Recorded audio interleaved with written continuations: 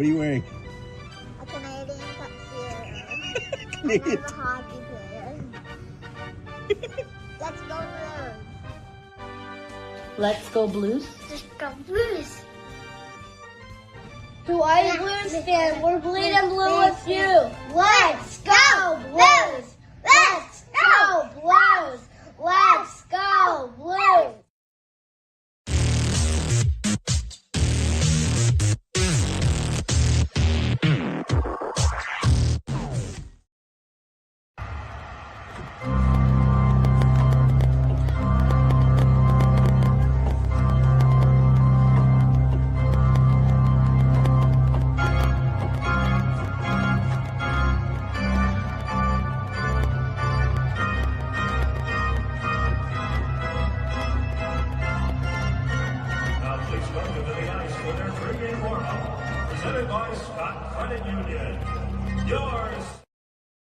Blue Note, whoa, whoa, whoa, fan report.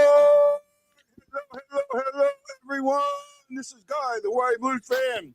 Join with my buddy, my pal, my friend, my esteemed co-host, Justin Eagle Eye Scott. How are you doing today, Justin? I'm doing okay. I just got finished watching the Rumble, so kind of perfect timing there.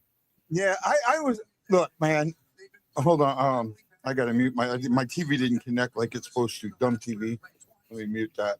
There we go. I'll connect here in a second. I used to really, really enjoy wrestling, and it just in recent time gone away from me.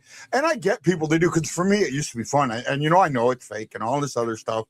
But like you talked about the writing of it, the storylines. That's kind of what I liked. And that's, I actually like that you're a fan, because you can help, point, because I do have some people that like it and talk about it. I know Bob Morton, if he's on, he'd be talking about it. So that's good. Last home game before the break. Are you ready?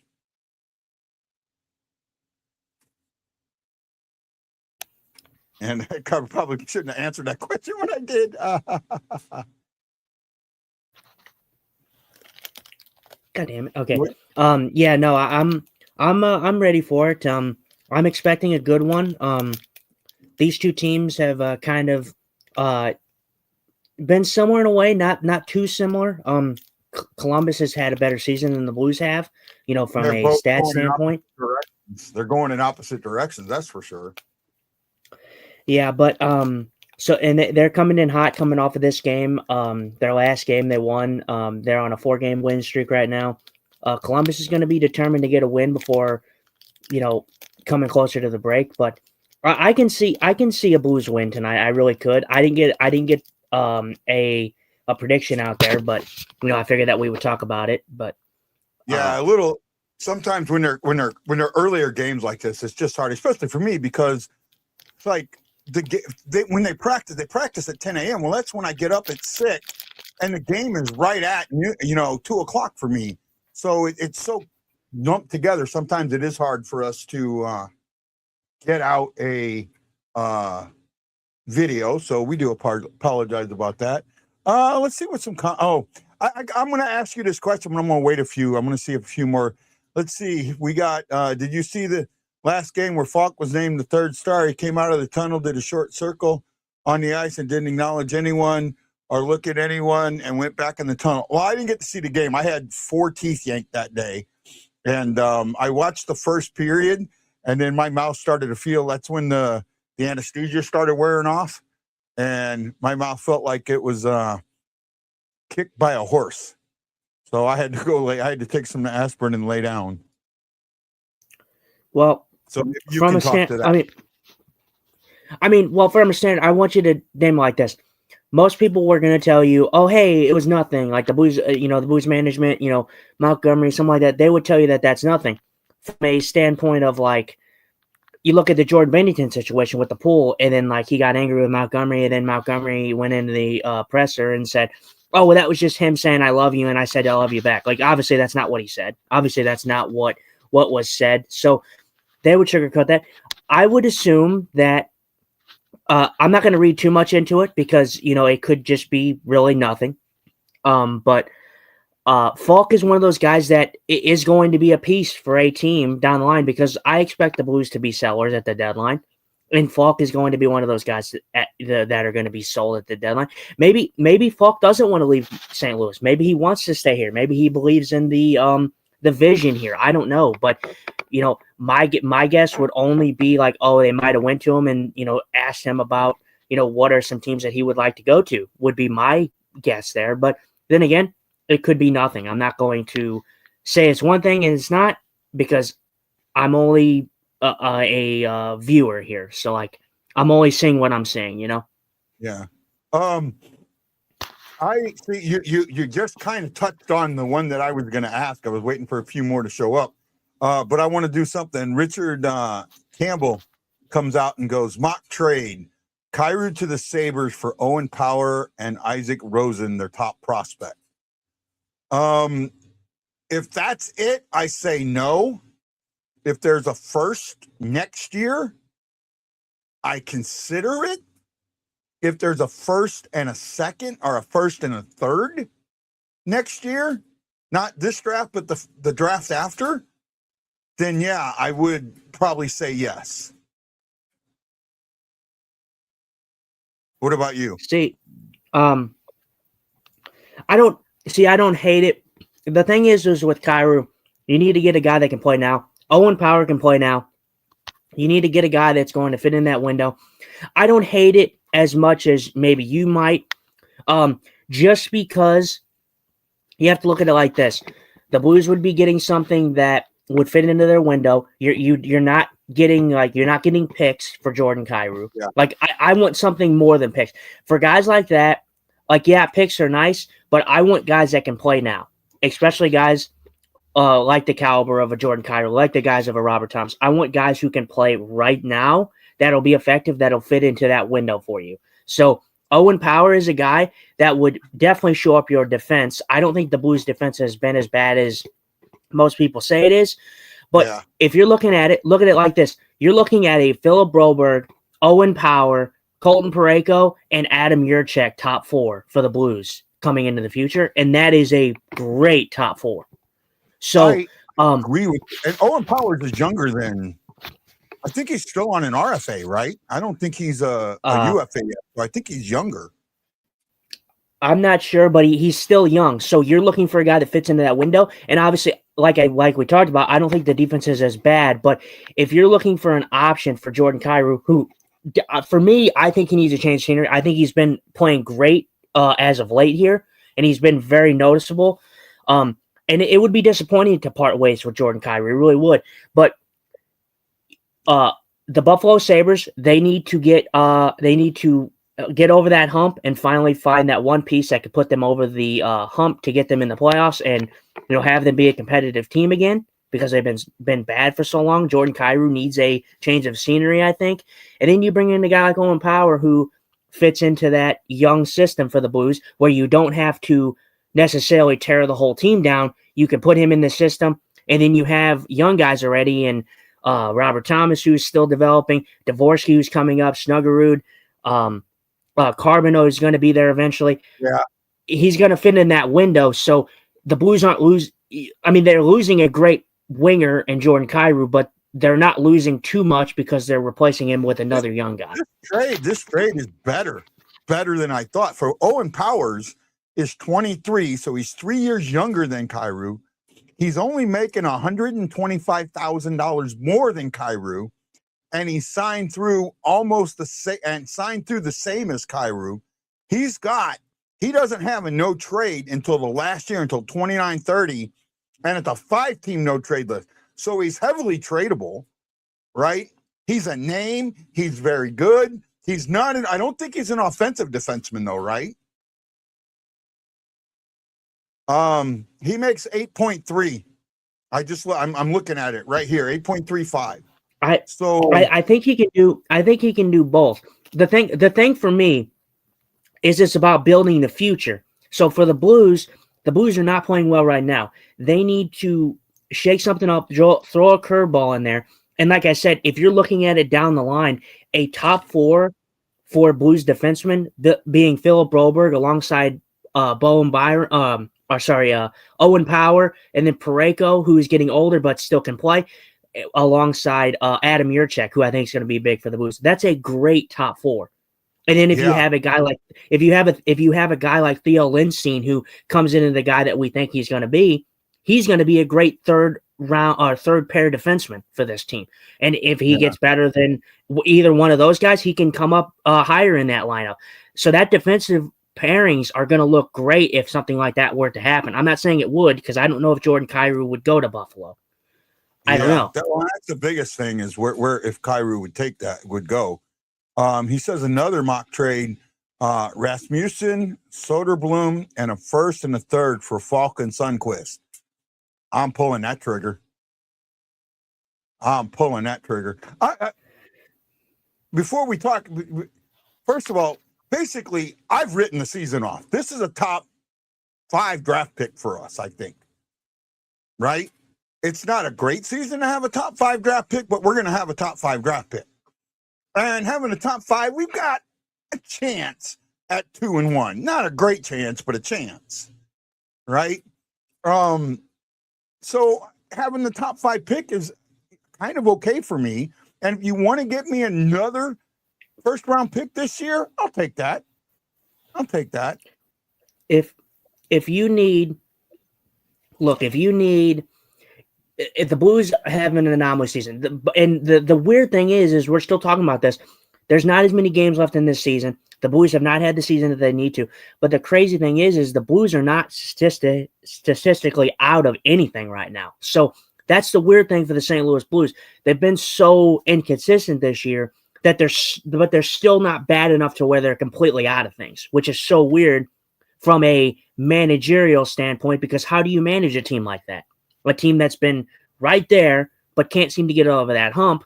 For me, if you're the Blues, if I'm the Blues, I want to get top 3. So I want to have the 1, 2, or 3 pick. Anything past that, you're gonna get some decent players. But 1, 2, and 3, I think right now is it's gonna be Stenberg, McKenna, or the young defenseman. I don't remember his name off the top of my head. But there's 3 guys that you want. So if you're the Blues, you want 1, 2, or 3 as your pick position. And knowing how I've already came out here and knowingly said, I know you said you don't like conspiracy theories, but this goes all the way back to when Mario Lemieux and stuff was, in Pittsburgh, and then he was done, and then he was not going to have anything to do with that organization unless they got another superstar, and then bing bang, they got Sidney Crosby. So that's why I don't trust the draft lottery. And there's, like I said, there's a book out there. I don't remember what it's called, but there's a book out there that pretty much tells you and shows you that the draft lottery is rigged. So knowing this, I guarantee the Blues would get so close to one of those top 3 picks, and then they would be number 4 just to screw us. So, there won't be a gym at 4th. They only pick 2 now. So if we were top 3, I guess we could. Well, we could drop down to 5. If we were number 3, the worst that could happen is we drop down to 5. And I see what you're saying now. But like I said, knowing that what I know, legitimately, I'm pretty sure that is rigged. I mean, when you look at the Bedard signing, right, or the Bedard pick, Chicago should have never gotten the first overall pick. San Jose had that pegged by a freaking mile. They should have got Bedard, no questions asked, and they didn't get Bedard. It was Chicago who jumped from 3rd to 1st. You know how rare that is to happen? It could happen, but it is very, very rare. And although it worked out for San Jose, they got a great guy in Celebrini. I think he's going to be fantastic for years to come. But still, they got screwed out of the Bedard draft. So, for me, I don't know. I don't think that the lotteries are rigged. I think that because they show, for the most part. Don't do that. I almost left the site. I don't because they show the lottery. They show the number picks, right? So that's hard. Yeah. That's fine. But they say that they put, how they do it is they say that they have these balls in there, and they do it live. But when the person reaches in and grabs a ball, they have certain balls that may be heavier than others. Okay, well, the heavier balls would come up, right? But the thing is, the problem with that, even if you did that, because they do 2 separate 4-ball draws, and I find it harder doing 2 separate 4-ball draws that you're going to, you can't guarantee that what you want to happen happens, right? And that's my biggest issue with that, and I get it. Right. It's like I said, I know you don't like conspiracy, but I truly feel that it goes back to like I said, the Sidney Crosby one. If you remember that year, the worst team in the NHL and probably should have been the first overall pick by a landslide was the New York Rangers. They didn't get the it didn't get the New York Rangers, and not every time are you going to get the first place team, the worst team getting the best overall first pick. Yeah. But when the team is so bad, like a team like New York and a team like San Jose, and they get snubbed out of that first overall pick, first of all, I don't like it because I don't think it's good for the sport. You need a rotation. Hockey is all about it, like kind of an evolution. Teams that will be bad, will eventually build up and then get good eventually. And then, it's just a cycle. And then the good teams will have to re-strip down and rebuild again. Well, and then they'll be good again in a couple of years. It's kind of the cycle of hockey. I understand that. And that in theory is what's supposed to happen. That in theory, what you just said, in theory, is exactly what's supposed to happen. The problem with that is look at Buffalo, look at Detroit. Who's another team that's been like super bad for a long time? I can't think of off at the top of my head. Maybe Ottawa.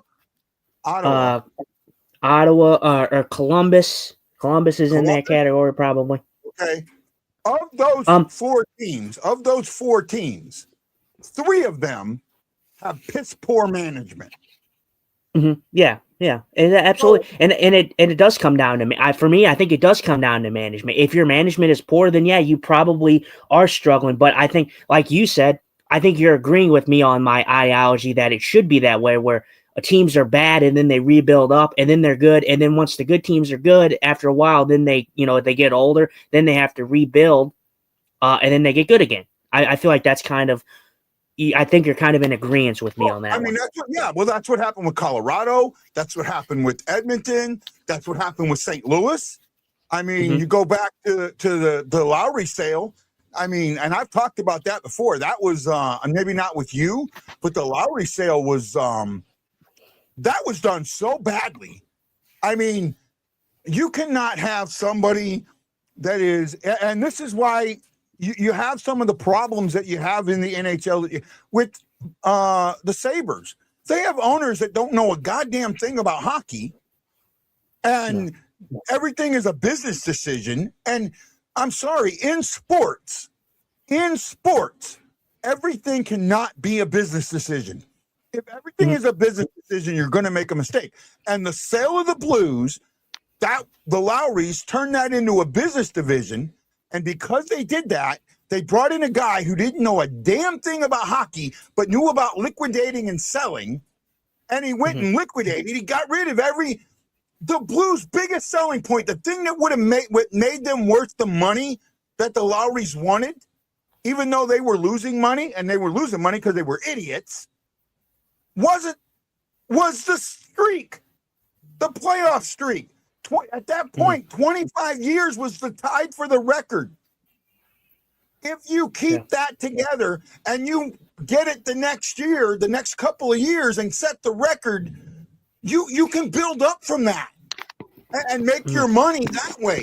It was a really shitty way, and I've talked about this in the past, especially with another podcast that I used to be on when they did their gut-wrenching moments. I talked in depth about the Lowry decision and how messed up it was and how it hurt the Blues. And it took the Blues almost a good 10 years to get back. 8 to 10 years to get back from that bad decision. Right? So I definitely do.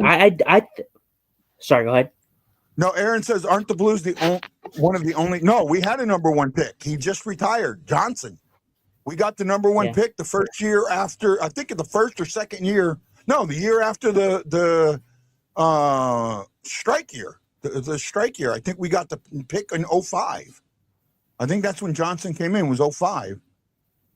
Right? And for me, and I know it's kind of and I don't like to be the thing that is struggling so much for the Blues is the fact that they don't really get that first overall pick. And, it was Eric Johnson. He had a fruitful career. I mean, maybe not with the Blues, but like he had a fruitful career. His whole career as an individual. But you look at that, the Blues have never been a team that have ever been bad enough to get that first overall pick. They've always been competitive for the most part. They always seem to draft in that murky middle. They seem to draft really well in the murky middle, and it makes sense why they're so good at drafting in the murky middle, because that's where they've always been. They don't know. I feel like they don't know anything else than being in that murky middle. So it's kind of tough when it's tough when you see teams that are like Edmonton who were bad and then get gyms like Connor McDavid, Celebrini to the Shark. It sucks when you see that because you're like, actually no. Let me rephrase it. It's disappointing because as a Blues fan, you're like, oh, I'm so glad that my team isn't so bad to where we're bottom dwellers all the time. Yeah. That we have to be getting the top overall pick. But it's like, man, I would really like a franchise superstar in a Connor McDavid, in a Celebrini, in a Connor Bedard. So it's kind of a 50-50. Yeah. Well, the one thing with that is you used to be able to trade for that guy or to bring that guy in as a free agent. And the example of that, well, I don't know if this is a good example of it, but Brett Hull is a slight example of that. Brett Hull had potential, and it didn't come out until he came to St. Louis. But he's one of the, he ended up being that. But I think, if you look at the majority of, go look at the statues. There's 3 statues in front of the arena. Only one of them was drafted by the Blues. Right? It's so tough. Yeah. Most statues that you want to put out in front, I can only think of one guy right now that might have a statue put out in front that was drafted by the Blues. Mm-hmm. And I'm not even sure about that. Now, my opinion is the next statue should be a 3-in-1. It should be the Plager brothers, right? I think it should be all 3 Plager brothers. I don't know if they were all drafted by St. Louis. I know they might have been in an expansion draft or something like that, but they were considered original Blues. Okay, I get that. You can kind of asterisk that and set them aside. Part of the reason they're coming is because that's what they were, original Blues. But any other statue that you could think of, like Pronger. Pronger wasn't a all-time Blue, right? Wasn't the only statue that I could see getting put out in front of the stadium right now that I'm like dead certain that he'll have a statue someday is going to be Bennington. And he wasn't. That's where I thought you were going with that. And I do agree with that you could, and for me, I think it's all going to, I don't know how likely that is. I think for me, it's all going to depend on his departure here in St. Louis. Yeah. If his departure is mutual and it's agreeable and it's not messy. Yeah, and if it's civil, I can see him and I do think that he probably will get one just because of the fact that first of all he won us the cup, so that's going to put that over the edge. But again, I'm going to say that this has to do with the fact of will this separation between both parties be civil or not? If it's not civil, I'm going to say probably not. If it is civil, he probably does get a statue. Yeah. Well, remember, Brett Hull's departure was not amicable at all. Yeah. But it took 2 leadership changes before his number finally went up in the rafters and he gets the statue. But I'm all for that. And Richard Campbell says Pietrangelo should get his number retired.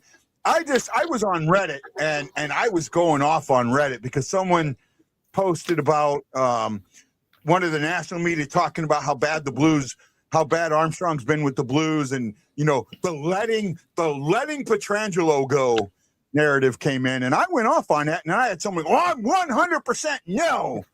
That Pietrangelo, if he got what he wanted, was going to stay here. Well, you know what? No, he wasn't. Well, you're wrong. You don't know. I'm sorry. I can sit there and point to all these things that tell me he was never going to stay here. Yeah, I mean, but like myself and Guy, I know Guy's talked about it more than I have because he's been doing this on Pietrangelo. For the people that always are hung up on the Pietrangelo was never going to stay. Pietrangelo was always going to be gone. He already pretty much stated that he wanted to test free agency. He was always going to go. I don't see why people thought, and I don't know why people gave so much slack to Armstrong for that, because it wasn't strictly on Armstrong's shoulders. It was on Pietrangelo, in my opinion. Yeah, it was. So I know he's one of the three players that I think screwed the Blues over, right? Mm-hmm. I just think that Pietrangelo, he was a guy that was always going to leave. So the people that hang that on Armstrong are wrong for that, because that's not Armstrong's doing. If Pietrangelo wanted to stay, he would have stayed. Actually, Armstrong so he gets one more year if he stayed in St. Louis. At that point, you could do 8 years if you stayed with your team and 7 if you didn't. Next year, that drops down. But he got offered the 8th year, and he got offered a modified no movement clause. Now, I do understand that that's not a full no movement clause, and I understand him wanting the movement clause, and I get that. But at the same time, he could have gone. So the only thing a no movement clause does, the only thing it does before, the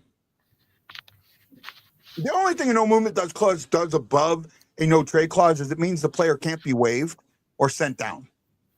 Mm-hmm. Right? That's all it means. Right? And it's not. Yeah. A full no trade clause basically does that. The only way a team's going to waive you is if it's so bad that they're like, we're going to waive you and terminate your contract. And that's almost got to be mutually agreed on, because those contracts are almost, they're not fully guaranteed, but they're damn near guaranteed. Right? And Shockey brings up. No, go ahead. Sorry, go ahead. No. You go ahead, read Shockey's, and then I'll talk about it. 2 years before the Cup, everyone wanted Petro traded, right? And that's a good point. It's Cup fever. It's Cup classes, right? Yeah. For me, I'm sorry. Look. I am in agreement. Armstrong has made some questionable decisions. But Armstrong has also made some fantastic decisions and has done some great things with his team. You look at, you think of the two recent biggest things that he did. The offer sheets.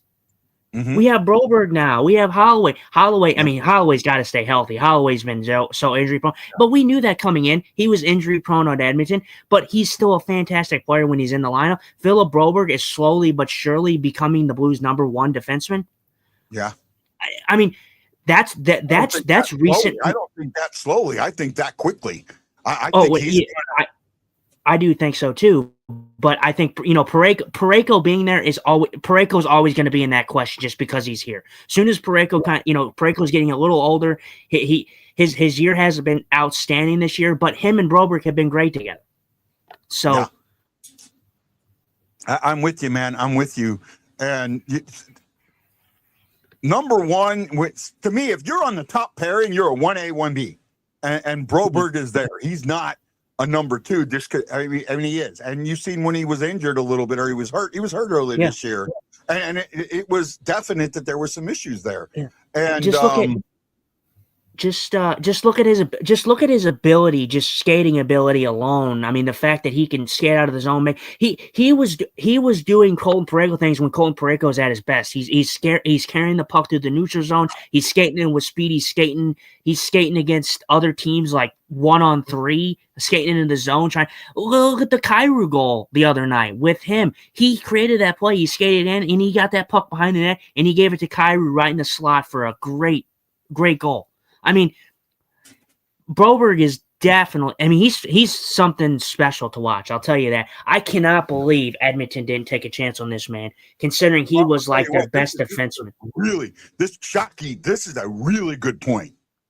Army was trying to build for the new NHL, and the coach didn't want to coach that way. That is so freaking true. That is so freaking true. And we ended up going in a direction I wasn't expecting. We'll talk about this probably at one of the, but I want to talk about your favorite subject. What? Bet you know what that is. What is your favorite subject to talk about? Officiating. Officiating. I did go back and watch the second period of the Florida game. I right? hope you did. I hope you did, because it was definitely an enjoyment. It was a cinema to watch. Well, here's the thing. What you got is what you asked for. Even though you were pissed off, what you got is what you asked for. Because those officials went letter of the law. And I know everyone talked about the 4-minute one, which in the third period, which I haven't watched yet, but I did go. Everyone, they didn't check for. They don't have blood is an automatic 4 minutes, but you can get a 4 minutes for an intentional. Well, first of all, I want to say this, because since you had not seen it, I would go back and rewatch it, because one, it was not intentional, and second, there was no blood. So, they got that call wrong. That was a wrong call. It didn't matter, because it didn't. Nothing came of it. That I don't even think Florida got a shot on it. But still, for me, the way that I viewed that is, we talked about the embellishment, and I'm with Curbs on this one. Curbs talked about this with embellishment. They need to crack down on it and say, I'll agree. If a player is embellishing, first of all, it's an embarrassment to the league, because it doesn't show sportsmanship. So what you should be doing is, the people that embellish stuff like that, they need to get fined, and that would stop it a bit. They need, every time that there's an embellishment where it's that bad and that blatant, they should be fined for it. And let me tell you, the Florida Panthers played it off perfectly, because they had the whole team in on it. The medical staff, the medical guy comes over, gives them a gauze and puts it right here, and he's like, "Oh my God, my nose, and no blood, nothing. There's no blood, They're nothing." celebrating the Olympic guys tonight. What is it? They're doing the Olympic celebration. Oh, that's very cool. Yeah. Let's talk about that before I know that we're doing this. Peace Suter coming off of IR. This is huge for the Blues. Glad to have him back. Really glad to have him back. Glad to have him back, because he's definitely well missed in this lineup. But believe it or not, he would not have been my player to watch tonight, because I don't think that he's coming back, but I don't think he's going to be that guy that's going to. My player to watch just skated on the ice. I think it's going to be Dvorsky. I think my player to watch from now until the end of the season is going to be the young guys, because this is their time to make a mark. This is it. Well, I think Dvorsky has definitely been fantastic. I mean, the young guys have shown up here as of late. Like I said, despite everybody's been so hard on Kyrou has showed up here in recent stretches of games. Yeah, Dvorsky's been great. Snuggerud's been great. Oh, the young guys are going to be good, man. They are really going to be good. And if I'm a Blues fan, I'm really saying to myself, hey, we should really be focusing on the young guys, because that should be the positive. They're going to announce Bennington. They're going to announce Bennington. I want to see what his reaction is, how he comes out of the tunnel. Okay, yeah. See, that right there, Bennington's reaction is, I like it here and I don't want to get traded. Do you see him come out, do the 360? I did not see it. I did not see it, but believe me, look, I am not saying that Jordan Binnington doesn't want to be here. He could want to be here. Like I said, I go back to that interview that he had, where his composure and his swagger about him was not Jordan Binnington-esque. It just wasn't. It was a guy that was very unenthused. I mean, yeah, I get it. He was probably pissed off about being pulled, and that's probably what you got. But still, his what's that word called, guy? Like his whole demeanor. Yeah, his whole demeanor did not scream a guy that was happy to be there. And like I said, it could have been from the pool, but still. We'll see. Well, here's But we got a few moments because I didn't know they were doing this ceremony. Here's my thought process on the officiating. Right? Mhm. Is it bad? Is it bad? Does it need to be fixed? Yes. It needs to be upgraded. It needs to be fixed just a little bit. Right? Can I stop you real quick? Can I stop you real quick before you finish? I want to preface. Okay, I know I say awful bad officiating. I want to just say the word that I've been using the most is inconsistent. I don't necessarily think they're bad 100% of the time. I think they're inconsistent, and I think that's the best use of the word, inconsistent. Okay, and that's fine. I'll agree with that. I'll absolutely agree with that. What I was trying to get at, well, see, and I was watching the ceremony. Suter, Broberg, and Devo just kind of skated to their platforms, right? Pareko came out, made a little bit bigger of a lap, and then Bennington came out, held a stick up, and kind of did a 360, the pirouette.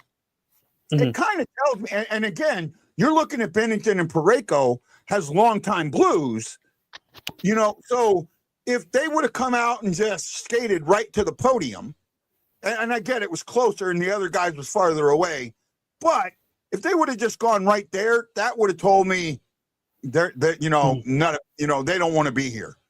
But yeah, you know, the fact that they came out and did a little more.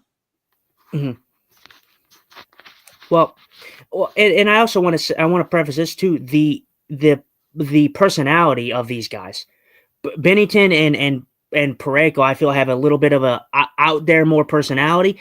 When I think of a guy like P. Suter and I think of a guy like Broberg, I've told you before on this show that it feels like Broberg, that man like doesn't even smile ever. Like, yeah, he's just a guy. He's a straight business kind of guy, and I don't mind that. I don't think that has anything to do with that he doesn't want to be here, because if he didn't want to be here, he wouldn't have signed the contract that he did.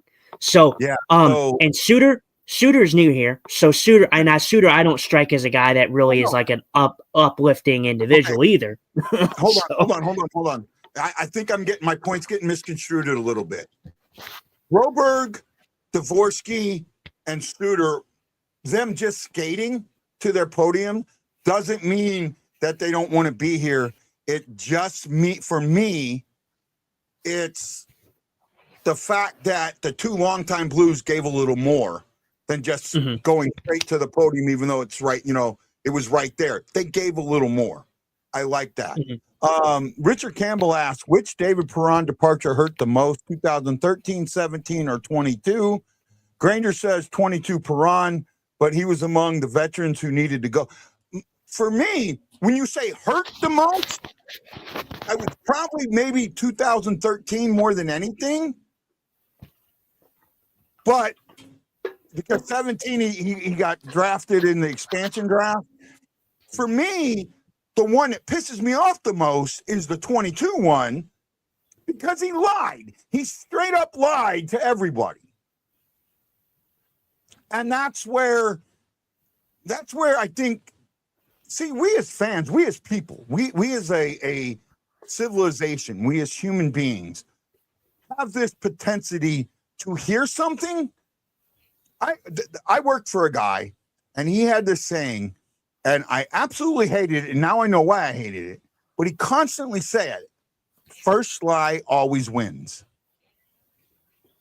And he fired me. He got me fired by a lie. And a lot of that's happening in civilization in our country right now. A lot of that, in my opinion, first lie always wins. And with Perron, he told the first lie, and most people say, oh, that must be the truth, and the first lie wins. So that's kind of where I'm going with that. Sorry, we're about to have puck drop.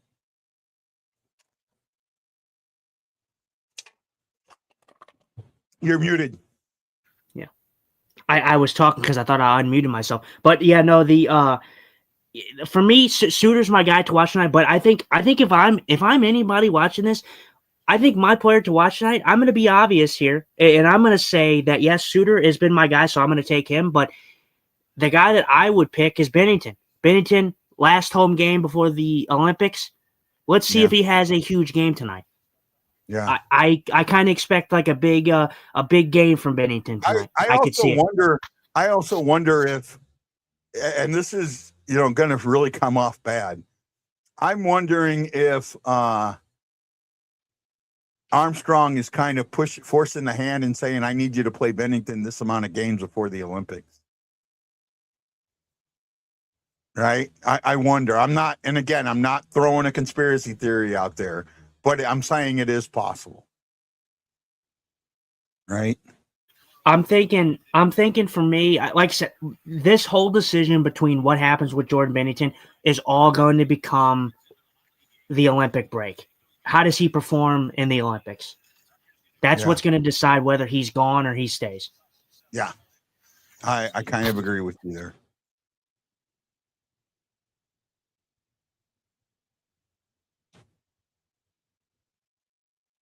I mean, I looked at the last game. I mean, Hofer gave up 4 goals. No one bitched about that. Bennington gave up 3 in a loss, and everybody bitched about that. Well, and 90 retros. Sorry, man. Sorry, no, go ahead. You like the retros? Yeah, I like the retros too. The retros are sick. The retros looked fantastic just because they haven't played in them all year, so it was very cool to see them back. Yeah. Well, I mean, you know what? The retro, what that does? That proves my point a little bit on the new jerseys. Remember when they came out? What I said about them? Right? You're muted. No. I just was shaking my head because I muted myself again. But no, I understand. You said that they made a special every night kind of thing. Yeah. So and I get that.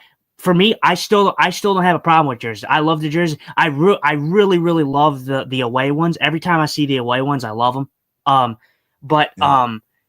The jerseys I don't have a problem with. Like I said, they're kind of magnified in a way. If the Blues were playing good and they were playing how we expected them to be playing, I think this is a difference. Like everybody's like, "Oh, the jerseys are great," and I don't think that's what you're saying. Like just because the Blues are bad that's why you're saying it. But the jersey has no effect on how a team plays. Yeah, Absolutely exactly.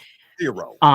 But 0. I do think though, like if they were winning how we were expecting them to win, I feel like it would kind of be like an afterthought. Like the jerseys would just be like an afterthought in a way. I agree with you, but my thought process would still be the same. You took the special and made it every day, right? And it wouldn't change. Now having the retro jersey, you playing the retro jersey 1 or 2 times a year. That's a good thing. That's a smart thing to me. I like that. Like what they did in Carolina recently. I love that. Oh God, I wish we would do something like that. Right? I wish one night, the next time that we play the Senators at home, I wish we would wear the St. Louis Eagles jerseys and the Senators would wear the jersey that they wore back in that period. Mm-hmm. Right? I think for me, I think the NHL should do a lot of cool matches. I mean, you look at how they brought back the Nordique jerseys and the Whalers jerseys. Yeah. So yeah, like they should do some more things like that. Yeah. That's exactly what I'm talking about. Yeah. So it makes it cool. It makes it unique. The Blues, I know some people know this. The diehards will know this. I know a lot don't. The Blues are not the first NHL team St. Louis has ever had. Right? And I don't remember the year. I could have the year wrong, but I think in 1928-29, the Ottawa Senators folded, or they didn't fold, they moved from Ottawa to St. Louis and became the St. Louis Eagles. They played 1 year in the NHL in St. Louis and then folded. So if the next time or in the next couple of, oh, wow, I thought he just nailed Buchnevich with his high stick. Maybe he didn't. Maybe he threw it up near his face, but I don't know if it hit him or not. I didn't see Buchnevich's head move. But if you took, had the Senators wear the Senators jersey that they had during that period, the year before the move, and then have the Blues wear the St. Louis Eagle jersey, oh my God, those things, you couldn't sell enough of them. There's 20,000 people that show up to the arena for a game, or 18,000.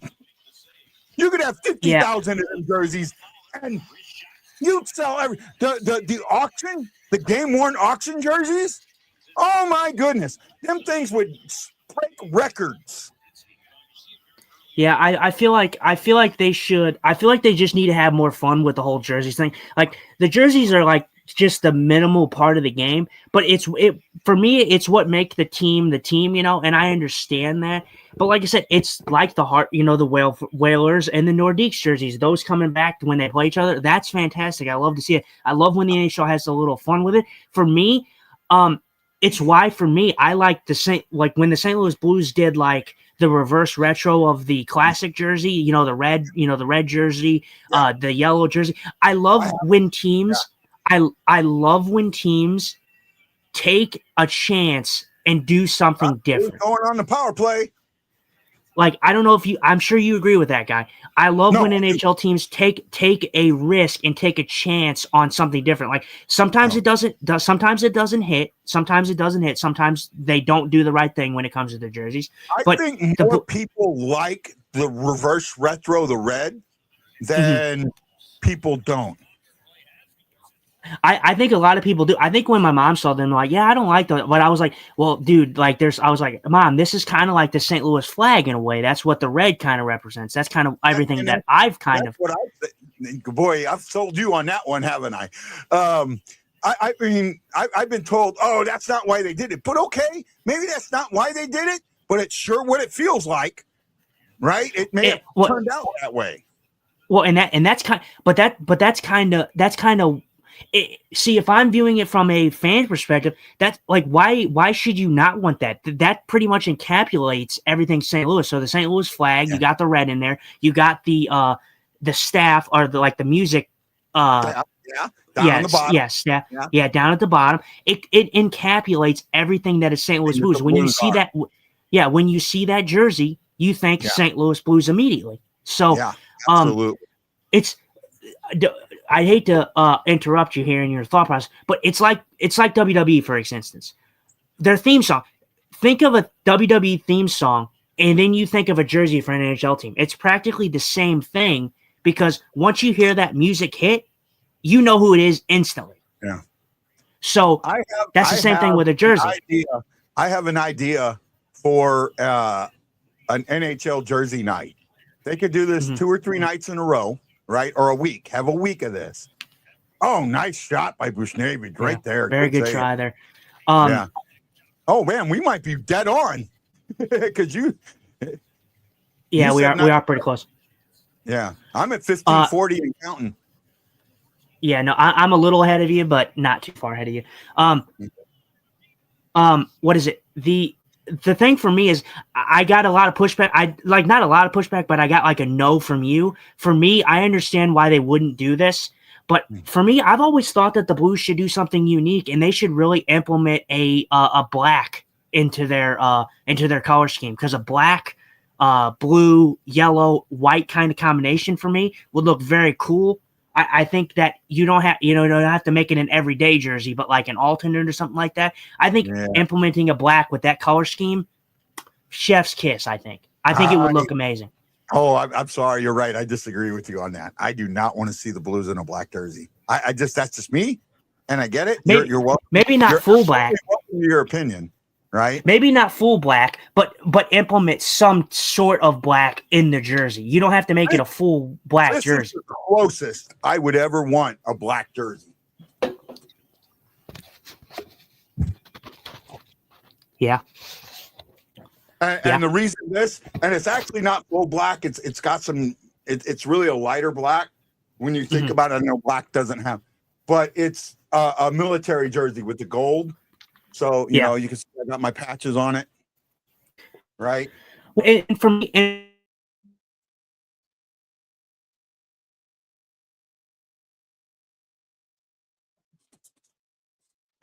you froze. I'm waiting for him to come back.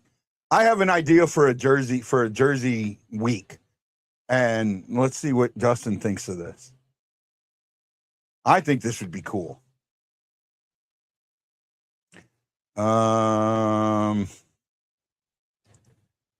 instantly before you pulled it out.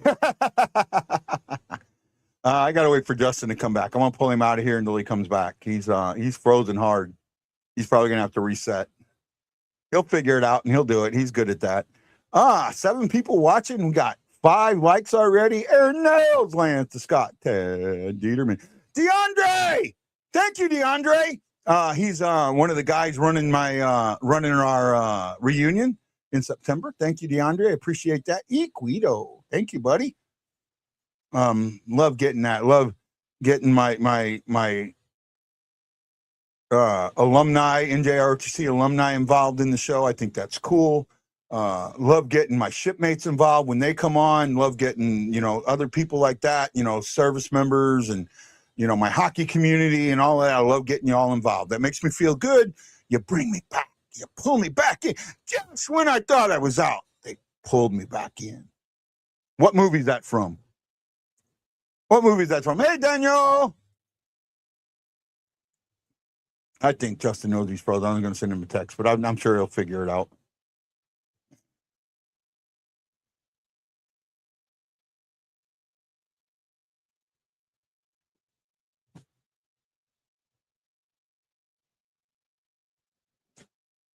Hopefully he comes back.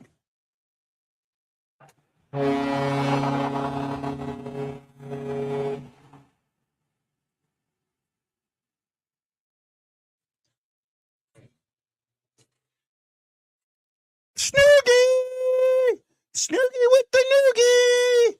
Oh, there's a call. Snoogie with the noogie. Oh, I like it. Snoogie with the noogie. Yeah, I was all Devo, man.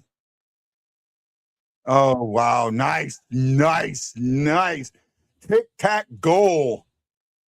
Nice tic-tac goal. Nice tic-tac goal. Nice tic-tac goal. Yeah, I know you got locked out on me, man. Sorry, I didn't know what to do. So you're good. What in the world? Am I still here? Yeah, you're here. You're good. Oh, why is this doing this? It's messing up on my tablet here. Go figure. Okay. Well, we got you. We can see you, bud. All right. Yeah. Well, I can't see you guys. That's part of my problem. Okay, well, don't worry about it. We can see and hear you, so you should come back. We're good. If you lock up, you popped out. Okay, he'll figure it out. Well, that tied it up. Ouch. Wow, he got left. They left Jordan Bennington hung out to dry on that one. They left Bennington hung out to dry. Now, people will be bitching and complaining, oh, Bennington should have got that. Why was he in the wrong position? He got hung out to dry. Can you see us now, bud? Yeah. Yeah, can you hear me? Okay, yeah. Yeah, we can hear I'm you. Good now. Can you hear? Okay, yeah. No. Okay, well, I missed a lot right there. All right, I didn't miss it, but I wasn't here. But the game tied now. But good play there by the Blues to get that goal. That was a good, beautiful goal by Snuggerud. Yeah. Then Columbus comes right back down and scores. Yeah. They left Bennington hung out to dry on that one. You watch it. Yeah, I saw that. I saw that. Yeah, right. I saw it. I have a new call for Snuggerud goalie. A goal. Snoogie with the noogie.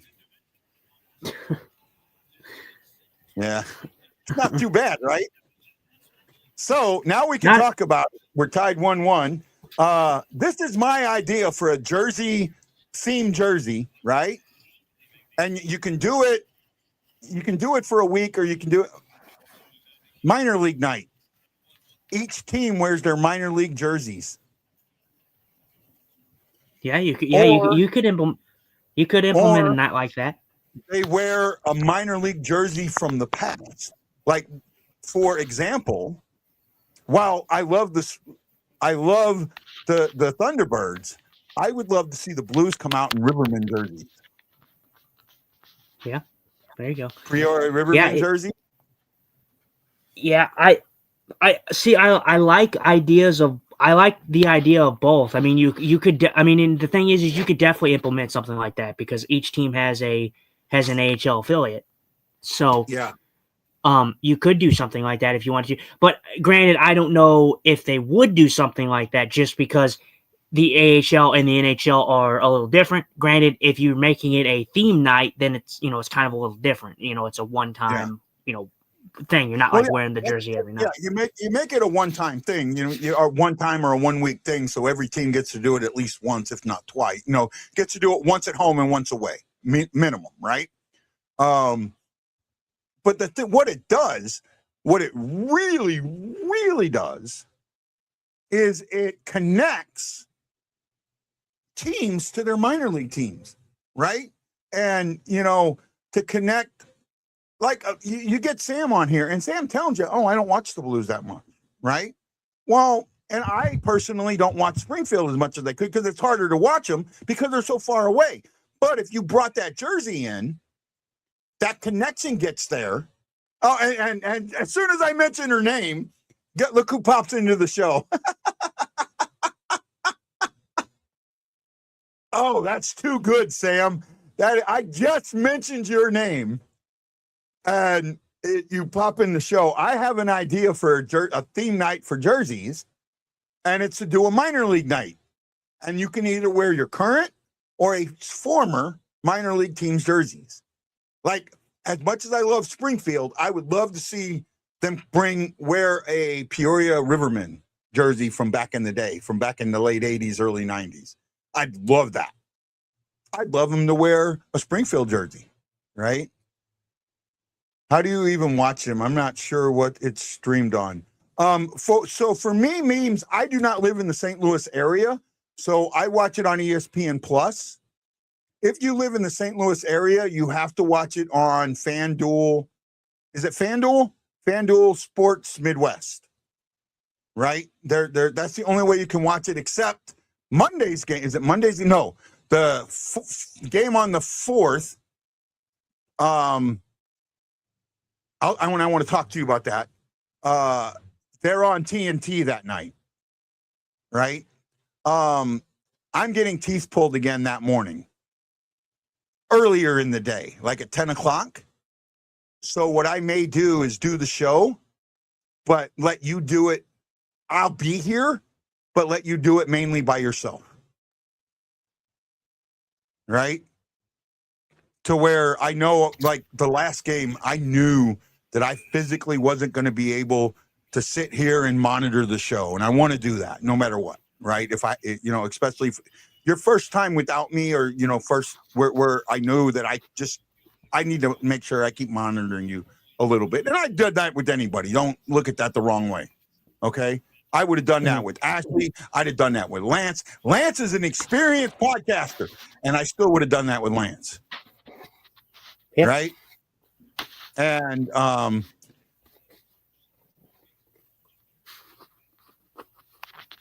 need my wisdom teeth out, and I'm podcasting. Oh, procrastinating. I thought he said podcasting. So it didn't matter who it would be. I would still do that. So I may do that, and then if I can, I'll interject. I'll like pop in and interject as I can. Right. Mm-hmm. Right. I know we're doing this live, but I don't see anything negative with that. Would you be cool with something along those lines? Yeah, that'd be fine. Yeah, we can talk about it after the show and whatnot. If I upset you that I talked about it live, I apologize. I didn't think it would be a negative thing. I thought it was a positive. You're not upsetting me at all. I just saying, like I said, I don't know what that brings. Like I said, we'll talk about it, so we can be prepared and we know what's going on. I don't have a problem with you talking about it here. I don't. But as for scheduling it and figuring it out, we'll do that offline. Yeah. Okay, and that's good. That's good. Here's a question, because we got. I don't want to talk about this now because it's. I want to save it for the intermission. As a topic, we got like under 10 minutes to go here in the first period. Sorry. 9:30. Yeah. I want to get your thoughts on Dvorsky and where we see him projected, because Dvorsky's been very good, but I have my thoughts on Dvorsky, and I don't know if people have the same thoughts, but like I said, Guy, you can formulate, think about what you're going to say, but I want to hear from the audience. So let me know from the audience what you guys project Dvorsky to be. What do you mean? See, there's a couple of different meanings there.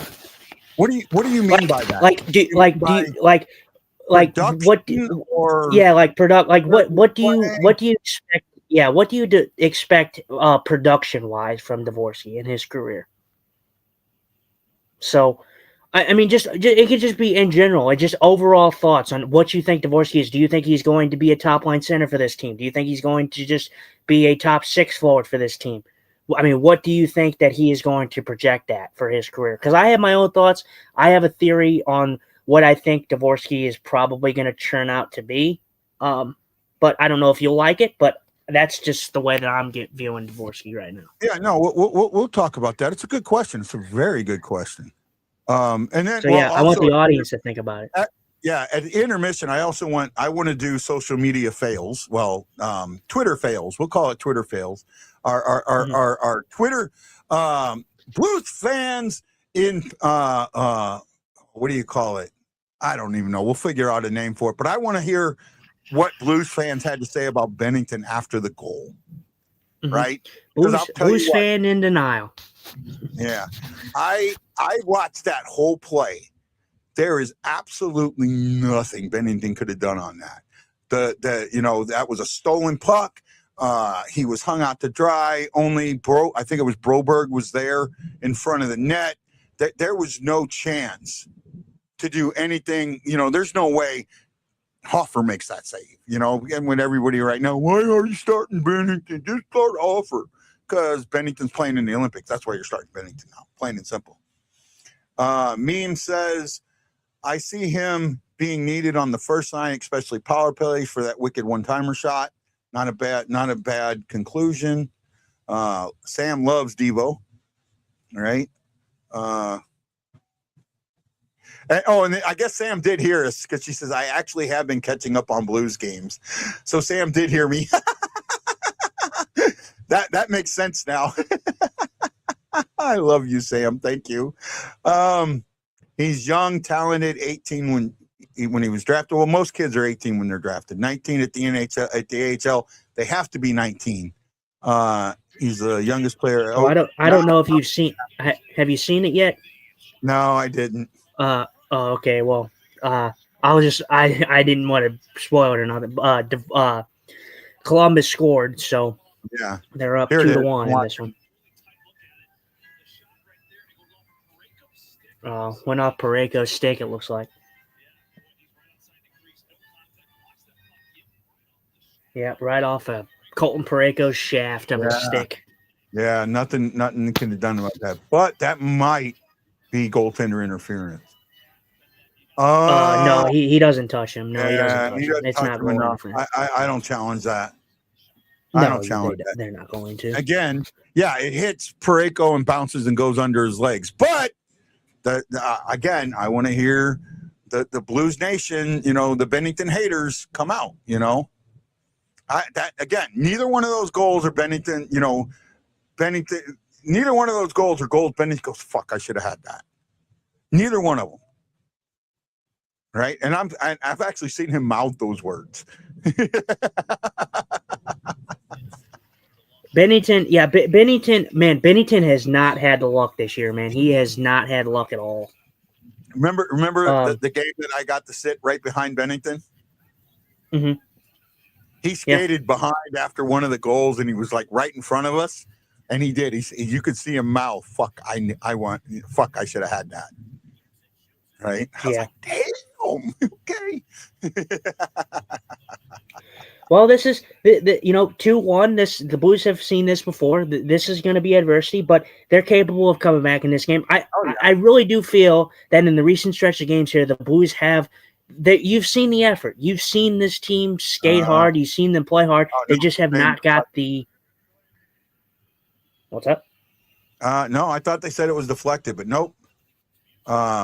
We got Bukestad going in the box for delay a game. All right, but it's going to be adversity, but the Blues can come back. It's not over yet. There's tons of hockey left, and Bennington has just not had the luck this year, man. He has not been the luckiest individual this year. Yeah, no, not at all. And you just you go for it for what it is. Oh, by the way, I am not going to do the Olympic Games because all the USA Games are tape delayed. And to me, that's not fun. Mhm. Right?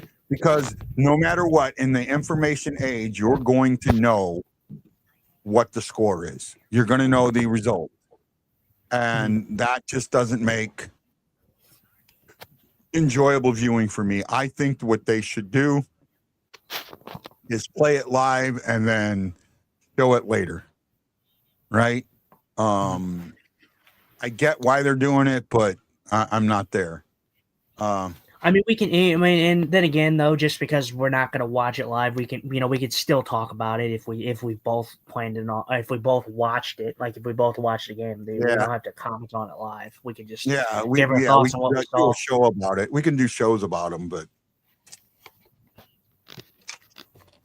it's hard for me to sit there and say, let's do a show about a game that everybody knows the results of. Yeah, no one knows the results of, yeah. But yeah. Yeah, that's I kind of figured we weren't going to do those anyways, just because of that. But if they weren't tape delayed, I probably would. But since they're tape delayed, it's not worth it to me, right? Let's see here. Let's see how the Blues. Yep, Jordan Bennington's dad being talked to right now. Bennington's dad, yeah. So our dads are going on the next 2 games trip. The dad's trip is to our Nashville, Dallas and Nashville. Dallas. Dallas. Oh yeah, the last game. Yep. Yeah, the Dallas game on the. That's the one I was talking about. Yeah, it's going to be interesting to see how the Blues respond here. They're down in this game, so it's going to be interesting to see how the Blues kind of respond after that. Yeah, I'm with you, man. Off this penalty.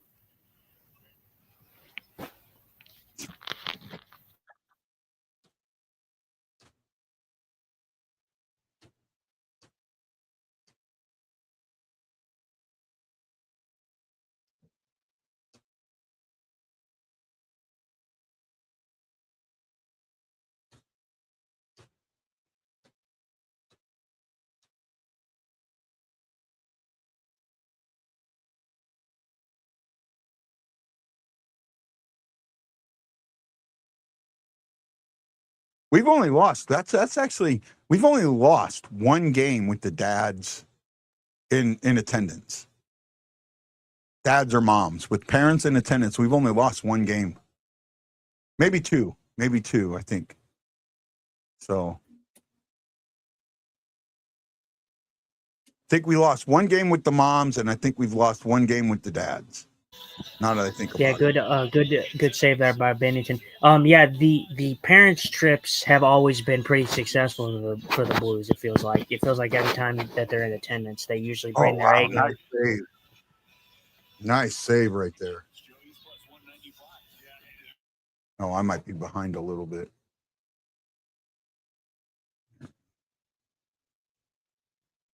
Okay, I might be caught up now. 21 seconds to go in the power play and counting. 15 seconds.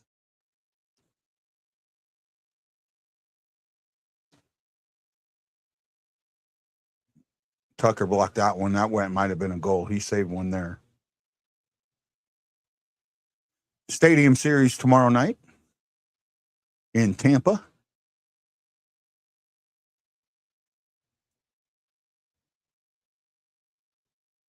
Killed that one. We're 5-on-5. I thought our pregame, we had a good discussion pregame. Really good discussion, I think. Yeah, pregame was definitely good. By the way, I have an old video that I did 3 years ago, I think in 2021, when I broke my arm at a rally house in St. Louis. I did a 1-hour interview with Gary Unger and Mike Zook, and I'm trying to make some reels out of that. Right? So that should be a fun one if I can get it up. That's what she said.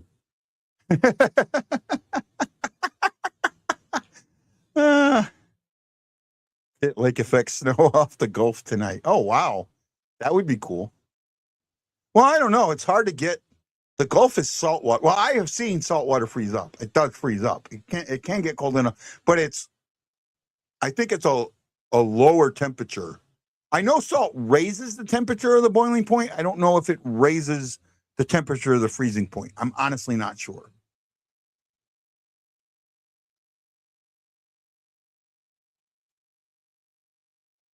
Here we go.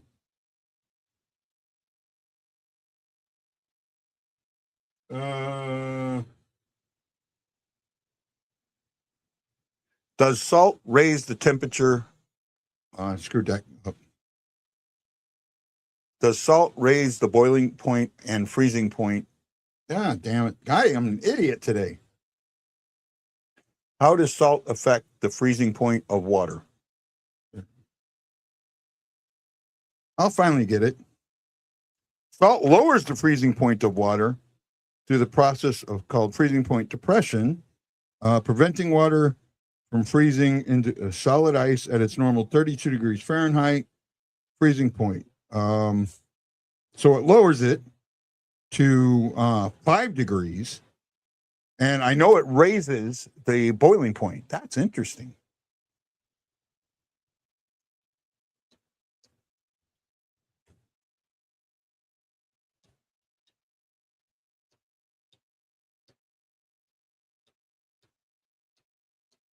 Oh, some chirping going on.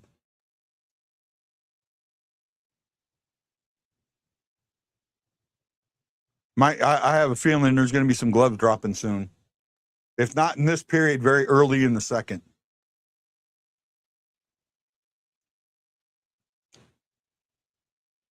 I think the Blues, for the most part, have played very well this period. They are playing better. That is the thing. The results may not be there, but the quality of play is. Right? Does that make a little bit of sense? Do you feel that? Well, I mean, and I don't mean to toot my own horn but you've said that, but I said that earlier. So okay. I would assume you were paying attention, but the like I said, the Blues have played better on ice product, but the success rate just hasn't been there. But they have played better. So, and it has shown the young guys like Kyrou, like Bush. I mean, like I said, I think Bush has been pretty solid. He's really taken that center role and really ran with it. And I'm impressed with how well he's actually playing at the center position. Hey, Chris says Hawaii might end up being the only state with peacock bass. I don't think the thing is that Florida's had these cold snaps before. It's not long enough to kill the fish. It doesn't kill them. The water doesn't get to that temperature enough to kill them. Right? That's the one thing with Florida. I don't think the water gets cold enough. I'm surprised that they don't put peacock bass in California or like one of the other states. Like, well, I don't know. Maybe at night it gets cold enough that the water would get low enough. I don't know. That's just my thought process. I could be wrong. Yeah, I'm. I know you're talking about fishing, but I don't mean to cut off that conversation. But another guy that has kind of been, and I know you're not going to like this, and you may disagree with me in some aspects, but a guy that's been pretty silent that I feel like I might need to see a little bit more energy from, and you might see where I'm going with this, and you're not going to like it, but I think Walker, I don't think he's been bad, but I haven't felt that Walker energy as of late. I feel like I need to see more. God, I would agree with that. I don't feel like I've heard his name a lot. I don't feel like I've and again, some of this might be injured. So when a guy's injured, when he comes back, he's never coming back at 100%. Right? And that takes I remember this going back. I don't know why I can't remember his name. Who was the guy that had the heart attack? Gunnarsson? Who? Gunnarsson? Or no, Bouwmeester. Bouwmeester. Yeah, I don't know why I cannot remember his name. I had an interview with Panger, and he talked about the year before the Cup, watching Bomeister, who was playing, not go to his left because of the injury, right? That he couldn't go to the left. So even though he was playing, he wasn't 100%. So with Walker, it might be that the injury he had has affected him. And I think he came back early. I think he came back like a week early. And it just, that might be what's taking some of that energy away. So yeah, I'm okay with that statement, right? I'm okay admitting when a player I like doesn't play well. Well, and the thing is though is like I don't think like Walker is not invisible. Like I will say I have seen him out there. I just think that I go back to the game I go back to like the 2 games when Walker came back. Like he was really noticeable. He was out there throwing the body. He was out there like really energetic. I haven't felt that here in the recent stretch of games. I just have not. Chris says with fishing that it's an instant, you know. Oh, well, I mean, that's interesting. I guess it'd have to really get cold to kill them all. Walker came back a week and a half early from his injury. Yeah. Well, that's the end of one. Shots are 10-7 in favor of Columbus, and the score is 2-1 in favor of the same team. Right? It wasn't a bad period for the Blues. I think they played better. I think that they, you know, neither goal was one of those. The second goal was one where, you know, it was deflected, but it was, you know, the first goal was the one where the Blues just had an absolute breakdown. The first goal was a breakdown. They allowed the player to get the puck deep, and it cost them. But overall, you know, they played well. And in that goal by Snuggerud, wow, man, Snoogie with the noogie. He's heating up. Devo is definitely the young guys, the guys that we need to heat up. Devo, Dvorsky, Snuggerud, right? Those are the guys you need to heat up, and they are. So the more they heat up, the better for us. Yeah. Yeah, no, it was a solid period. It was not like I say, a Picasso by any means. You know, we get the defensive breakdown on the first goal. It was disappointing that it came right after the Blues scored, you know, off of a great play started by Dvorsky, and Snuggerud caps it off. But there's still plenty of time left in this game, and I'm not overly concerned with the ability to come back in this game. You know, Blues are down 1, plenty of hockey left. I do think that they can rally and get a couple more goals because the offense has came alive here in the most recent stretches of games. Like we've been saying, they've been playing better. They just have not got the results that they probably should have gotten, you know. So, oh, well, you know, so I just got some news. I don't know if you've heard this. I don't know if this will affect you, but it will affect people of a certain age. Lamont from Sanford and Sons, Desmond Wilson passed away today. He was 79 years old. Sanford and Son was a absolute popular hit in the 70s and on syndicated TV. It was one of the first, one of the original television shows that featured predominantly black actors, along with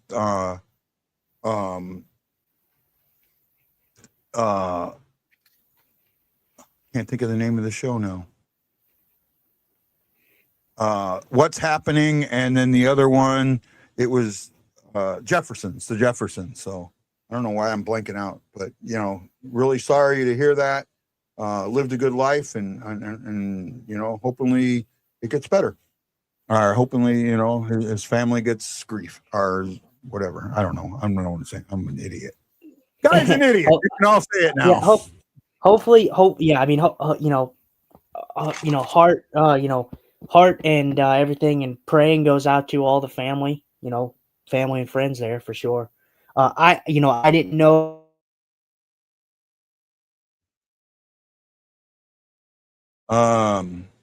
You don't have a sustained population, and after cold winters have to be reintroduced. Oh, I didn't know that. Wow. I did not know that, Chris. That is news to me. And we lost Justin. we'll wait for Dustin to come back, and then we'll get in. Oh, you back?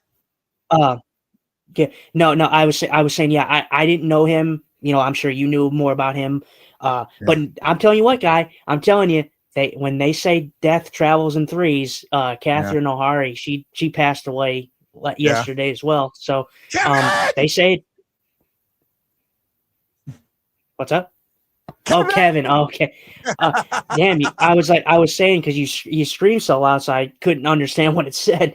But yeah, no, she was a great actress, and she died, just 71. So I mean, I'm telling you, it is true when they say death travels usually in threes. Usually, Yep. so it's crazy that actually happened. But well, let's get to your question there. You asked the question earlier. Let's get to it. Let's ask your question again, and then I'll kind of give my answer. Yeah, my question is, Dvorsky, he's been coming on great, but I kind of wanted to get everybody's perspective on what we think his, projection is going to look like as a blues player. What is his career going to turn out to be as a blues player? I think production, individual, such and such. I think eventually he will be. One of two things are going to happen. He's either going to make a strong 1A, 1B line, right? Or he's going to be so good that either him or Thomas becomes expendable. I do think that he should be a point per play. Has a center. I think all centers, or first line centers, need to be points per game players at a minimum. He should be that. He could be that. He's still young. He's only 21, 22. He has room to grow, but it is time. It is time for him to really start showing that growth. And he did on that play. His pass to Steen was right on Steen's tape to tape pass, and that allows Steen to get it over. So him playing with Steen and him playing center with Steen tells me that he's going to be a top end player, and you're saying Steen. You're saying Steen. We don't have Steen. I meant Shen. I meant Shen. Right. No, you're sorry. Kidding. I'm like wondering, like, Steen's in the press box, man. I don't know who you're watching, but it ain't Steen. But they're not even at the game right now. They're not even at the. I don't even think they're at the game. I think they're doing something with the Olympic Committee. Oh, okay. Well, but I'm just giving you crap. I know what you meant. But for me, you're not going to like the comparison, and I'm not going to compare this guy to Dvorsky as a personality-wise, because I think Dvorsky will have a little bit of a different mentality probably when he gets older and everything like that. I think a guy that I'm going to compare Dvorsky to, I think he's going to be like a Ryan O'Reilly for this team. I think he's going to be a second-line center. I think he fits perfectly as a second-line center, and I think that he is going to be a guy. If you look at O'Reilly didn't put up no crazy numbers. O'Reilly's benefit was his two-way game, and the highest that O'Reilly put on the points was I believe 69, and it was a couple seasons ago. Now, so he's been kind of a 50-point guy. I don't see Dvorsky being like some 90, 100-point guy. I see him sliding in to be a second-line center that is going to be a very good two-way center for the Blues for years to come. He's not going to put up, the crazy McDavid numbers or anything like that, but I think he's going to be having a nice career for himself when it comes to the two-way game of center. So that's where I kind of see Dvorsky playing, and I think he's going to be a comparison to Ryan O'Reilly, just with a different mindset that he won't blame everything on himself being the problem. I hope so. I'm okay with that. To be honest, I am okay with that. Doing some sound adjustment here. I am okay with that. However, there's one difference between O'Reilly and Devo that I think puts a little. What do you call that?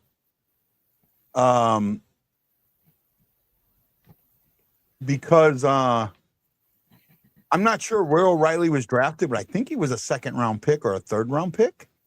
I could be wrong on that. Does anybody know? I might be able to look it up, but and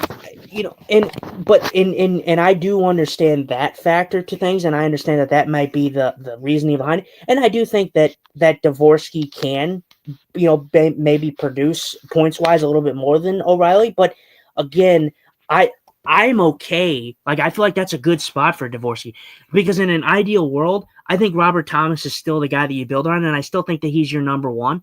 So, I think sliding him in as a two-way defensive, offensive guy that can be creative and very effective on the ice every time he steps on as a second line guy is going to be crucial for this team. I really do. yeah, I'm kind of looking now. It doesn't tell me where he was drafted, so it's not. I won't say he was a 3rd round pick. I know he went to Colorado. If I can get down here. Yeah, but I just think for me, I don't know how all the audience felt about it, but I think that was ideally a perfect comparison to where I see Dvorsky in his career. How about this? I don't think he was ever drafted. I don't think Ryan O'Reilly was ever drafted.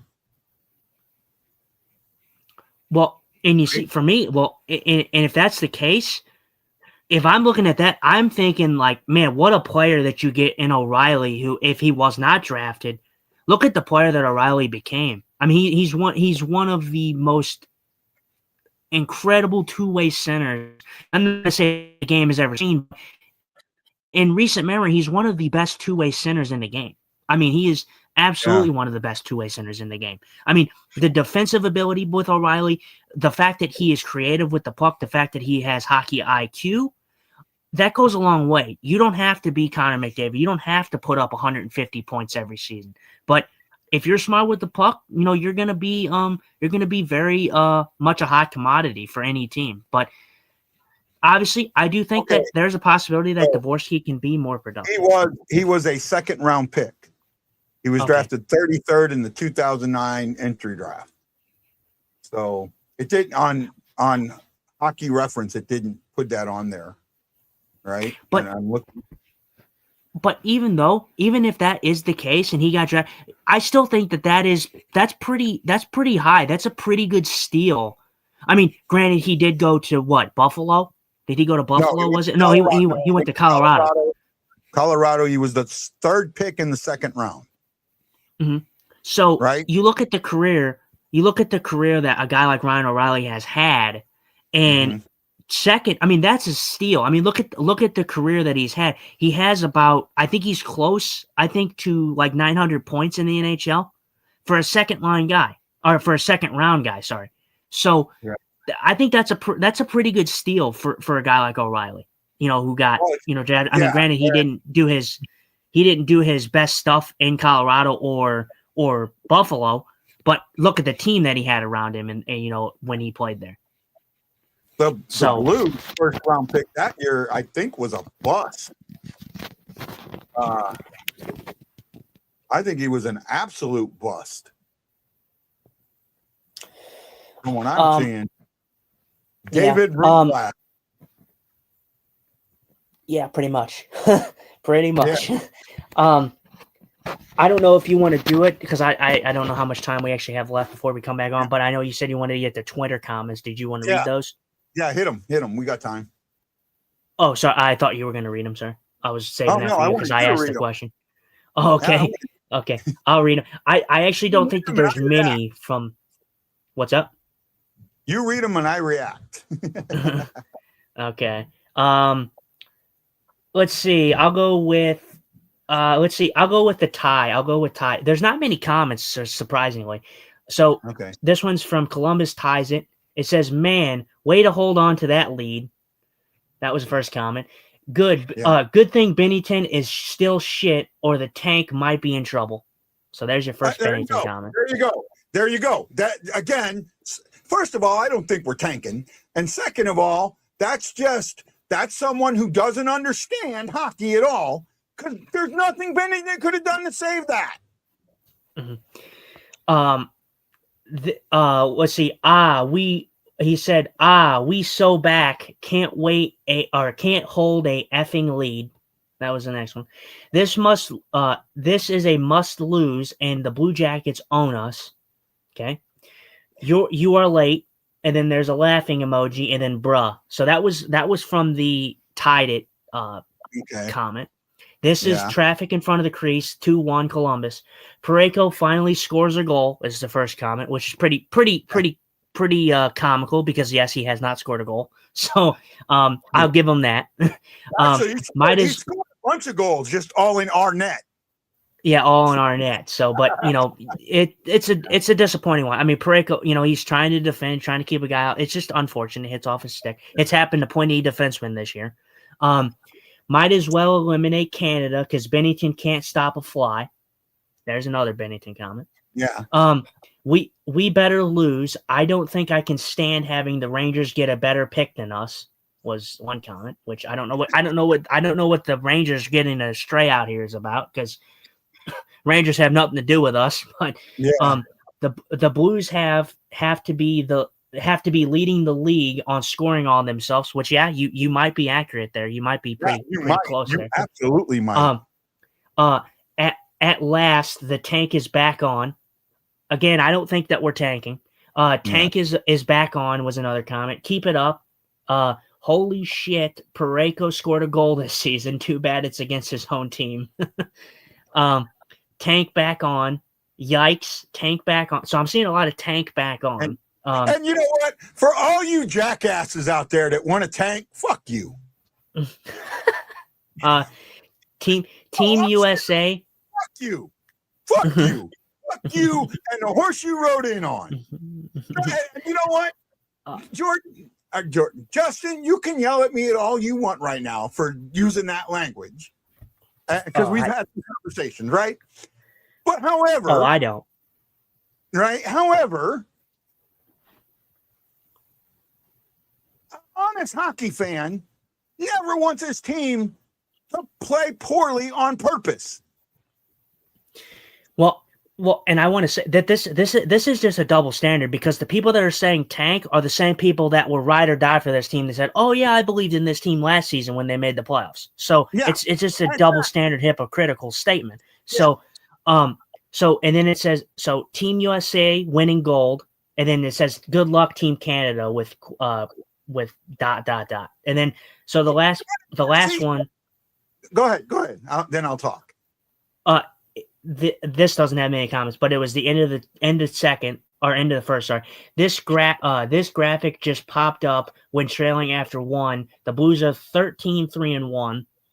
It says so far so good for the tank, and then yawn was another comment, and then that was pretty much the end of the comments on the period thing. Okay, there was only 3 comments.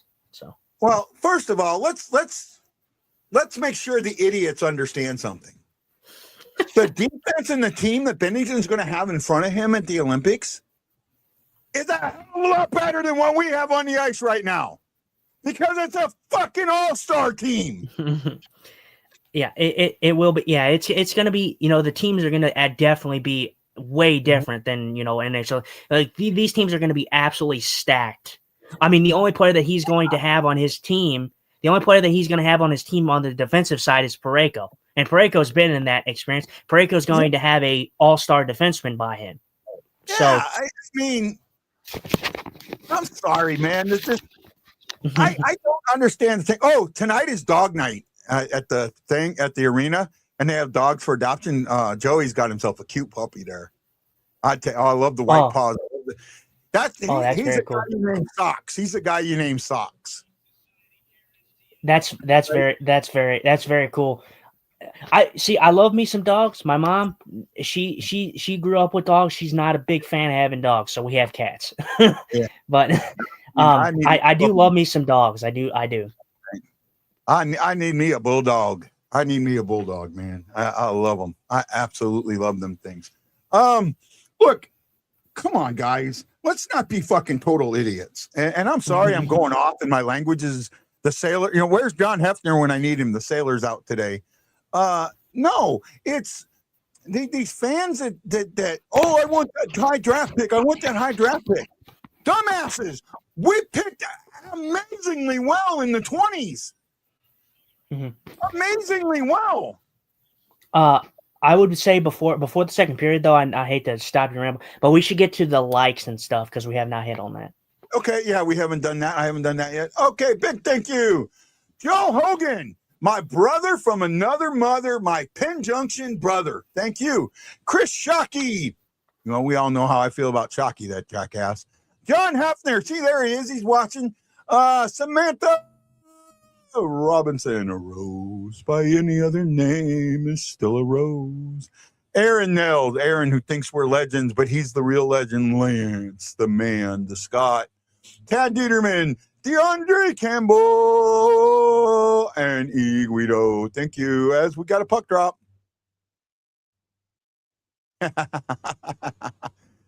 Jockey said, speaking, Chloe doing her chainsaw impression. I love Chloe. That dog absolutely adores me, man. When I stayed at Chris's, she went to sleep right next to me. Thank you, Adam. I appreciate you so much. Adam, the one day we were going fishing really early, Adam knew it, and he went and he slept on the couch and called Chloe over, knowing that she'd kind of go to him. She stayed with him a little bit, but he tried to help me so I could get some sleep because she was licking on me and licking on my head and that. So, you know, just being a dog. And I appreciated Adam. He was great for that. You've met Adam. Adam was Chris's son at the live. Yeah, absolutely. Yeah, he's me and him get along. I think he's a big Robert Thomas guy too. I think, right? Yeah. He's the one I gave the puck to. I gave him the puck, right? Yeah, Adam. Wait. Thankfully, I'm not. How old is Adam? I forgot how old Adam was. Adam. I think he's 8, but I could be wrong. Well, Adam, thankfully you're 8 and I'm 26 because I could have got that Robert Thomas puck. So what I did, Yap in WWE, right? He's a wrestling fan like you are. Mm-hmm. So I bought Adam and his oldest son, whose name is Curtis, pucks. I got him because I remember I bought the 3 pucks at the home opener, right? And I went, and I mean, the kids have been great to me. They're good friends. He's 9, so I was close. So I went and paid for each one of them to get a puck. And I let Adam pick. And Adam picked one, and Curtis got the other one. Well, Curtis opens it up, and it's Robert Thomas. And you could just see the look on Adam's face just dropping. And I got to hand it to Curtis. If I was a brother, I would have said, no fucking way. But Curtis immediately hands that puck over. Immediately. I would have held on to it just to piss him off. But Curtis, I love you, brother. You and your brother and your sister are special people to me, and I hope you know that. I hope you call me Uncle Guy and you think of me that way because that's how I feel you guys are. You're my hockey and fishing nieces and nephews, and I appreciate you. Chris, I don't know if they're watching, but you can tell them, buddy. And I did the show at their house, the one show I did at their house, remember? Early in the season. Yeah. Oh, he mutes himself so he can listen to the game a little better. So that's why, buds. Blues on a power play. Come on, Blues score. Do something. Get it out of there. There we go. Get it out to Boberg. Down to Snuggeroon. Oh, he takes the shots. There you go. There you go. There's some pressure. I was gonna say, you said Blues on the power play. I said it didn't look like it, but now it did a little bit. Yeah. Actually, it looked kind of nice there the way that was done. Oh, Shin threw that in from way too far. You got to be right at the blue line when you throw that in. You throw it from there, nobody can get to it but you. And now it's right back in the corner trap. There we go. Get it out.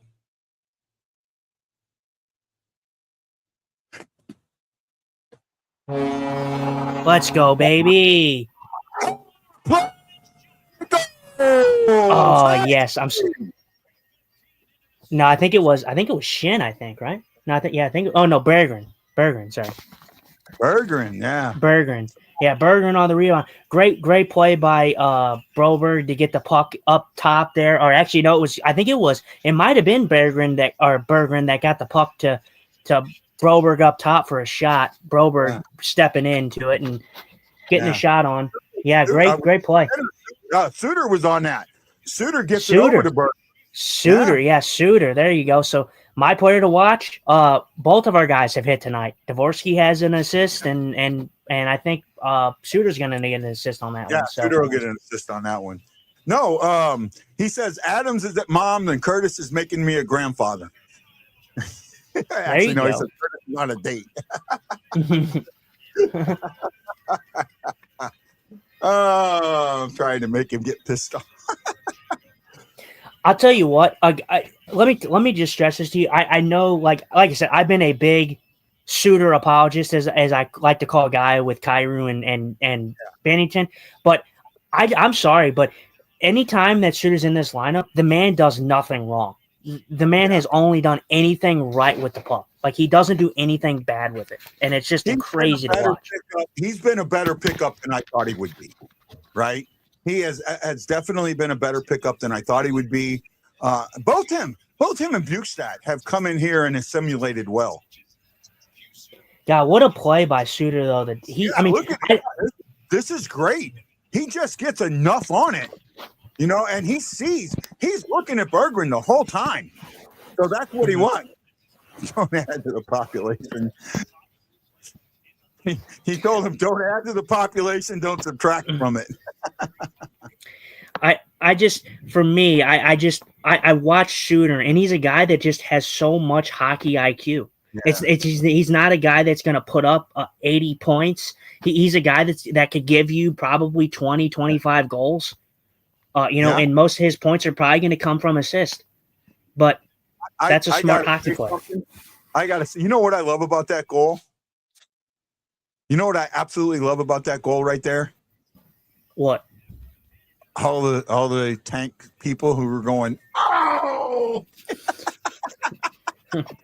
Yeah, come on, man. Give me the tank. Give me the tank.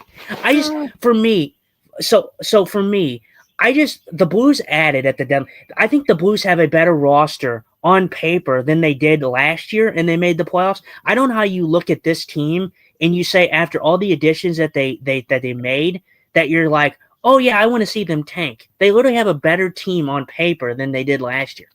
Yeah, I mean, I'm just not a fan of let me get a high draft pick, right? I'm just not. And unless you can get a Bedard or get a Celebrini or get a McDavid or, I don't know, some of the other like number one overall, or an Austin Matthews, right? When Matthews went to Toronto, right? That was that's where, and I think Toronto was a bad team that year. I think they were like one. I don't know if they were the lowest team, but they were close to it. Right? They were 1, 2, or 3, if I remember correct. I could be wrong. Well, I'll tell you what, the thing that I'm looking for, because honestly, I'm not exactly like elated. Like, I don't think that McKenna is the clear number one right now. Because honestly, I would love for the Blues to get Ivar Stenberg and get Stenberg's brother. I really would. And then you'd have your own Sedin brothers in St. Louis, just like the Vancouver Canucks had in Vancouver. Yeah. Well, we've had our share of brothers on the team. We've had a lot of. Here's a good question: how many can name the 4 sets of brothers? And I think it's 4. It could be more. The 4 sets of brothers that we've had on the team. There's 4 that I know of. Right off the top of my head, there's 4 that I know of. And one of them I keep forgetting the name of, but I know there's 4. Could be more, but I know of 4. Yeah, I just, for me, I know there is 4, but like we have the Josephs who we had. P.O. isn't there? The Plager brothers. Plager brothers. And then the other ones I'm not Sutters is not one of them, is it? No. Yep. So the Sutters. We had Ricky and Ron on the team at the same time. Yeah. The twins. So the Sutters. When Brian was a coach, we had Ricky and Ron on the team at the same time, and there's one more. And I the just other one, their name. I don't know. As soon as you tell me, I'm probably going to get it, but those are the three that I know. Shockey got the one he's missing. The Cavallini brothers. Yeah, there you go. Yeah, I probably would have never guessed that. So Yeah. thanks, Shockey. Yeah. Prager, Suter, Cavallini, and the Olivers. Pierre, the Sorry, Olivers. Sorry, Shockey. I'm not as old as you. Hey, you got to give me props though. I did get the Sutters, and I was not alive during that time. So, yeah, you weren't. I had to think about that. No, I wasn't. Nope, so yeah, no, but yeah, no, the last one I would have never got. So, Shockey, thankfully your age and your oldness has got me beat there. He's met one of the Cavallini brothers, if not both of them. Mm-hmm. I'm pretty sure he has. I had a chance to meet one of them and missed it. I was at an alumni event. He was there and I didn't know it, and he left before I got a chance because I wanted to get him on the show really bad. Right.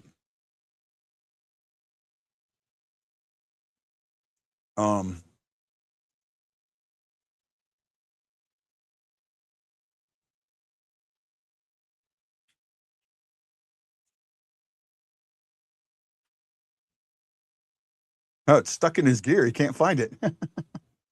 It went right in his gear. He can't find it. He's like trying to get it out. He didn't know where it is. Mm-hmm. Can I run somewhere real quick? Just take me out there. All right. Run away. I met both and the daughter at the golf inn. Yeah. Okay. Oh man. There might be more brothers, but those are the ones I know of.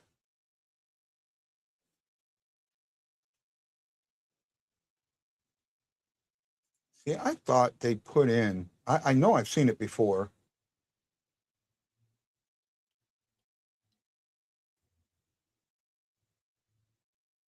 See, I thought they put in, I've seen it before where it showed the draft lottery and how teams came out, but so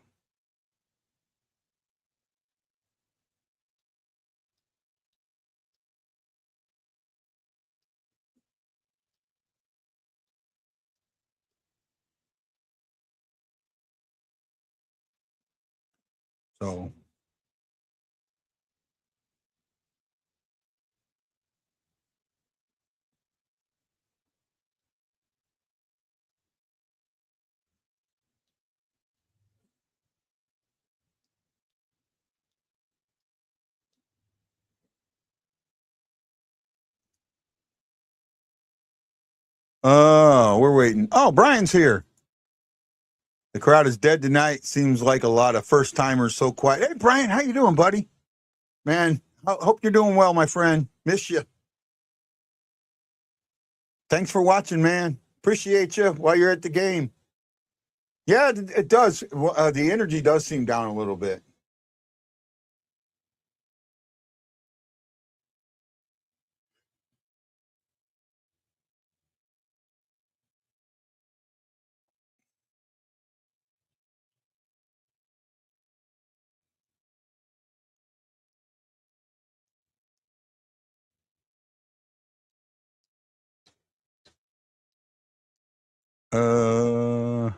Oh, is he back? Nope, not yet. He'll give me a thumbs up, or at least try and get my attention. Draft was held in St. Louis one time. I know. I just can't remember when. I want to say it was held, Kiel Center. Yeah, 96. Yeah.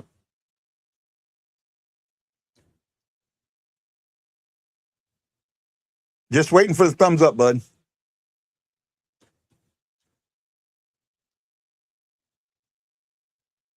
Oh, how do you not call a penalty on that?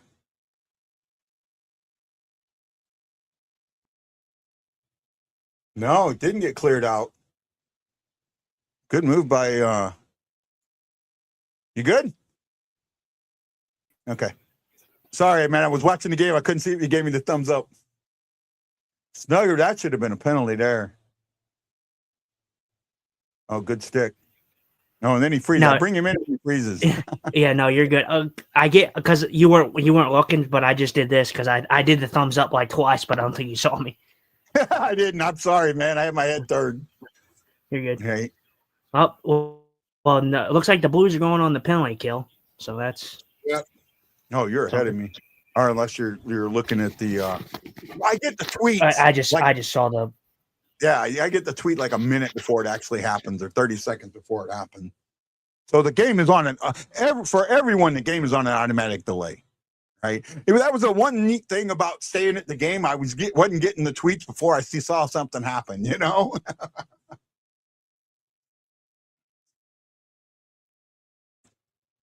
Oh, how did he not get called for holding on that? He absolutely wrapped his arm completely around. How is Kairu's a penalty? See, there's where you talk about the consistency. I agree with that, right? I absolutely agree with that. Absolutely agree with that. Sister Jedi. Yeah, no, I was not going to say anything. I was just going to let you take that one. Well, right. No, that. Oh, well, the tank is back on. That was bad. Because that wasn't. Because how do you not call the hold on Snuggerud on a breakaway? On a breakaway. Should have been a penalty shot. And then you call Kairu for a shit one. I'm with you on that one. I will agree with you on that one. That is, how can you not call the one and then call the other? Because they're both holding. Right? Like I said, the Blues must be the most inconsistent second period team, but there's something fishy going on. That's all I'm saying. Because the fact that the Blues are so disciplined, and when the second period comes around, it's like they forget how to play hockey somehow. Yeah, I don't believe it. I do not believe it. Yeah, I know, man. It's bad. Hey, I'm gonna step away real quick. Okay? Yeah, okay. But that was kind of what I was saying about like the inconsistency. I mean, you look at the goal, or you look at the penalty. The Columbus player doesn't get called for holding on a clear-cut breakaway. Usually a clear-cut breakaway should give you a penalty. I mean, that should have been a penalty. I think pretty handily there, but you know, we'll I guess we'll leave it at that, I guess. Sorry, shock man. Just gonna have to should have been a penalty, but not for a penalty shot. Yeah, no. Well, even that, I don't even care if it's a penalty shot. I just wanted a actual penalty. I mean, that should have been a penalty, especially on a breakaway.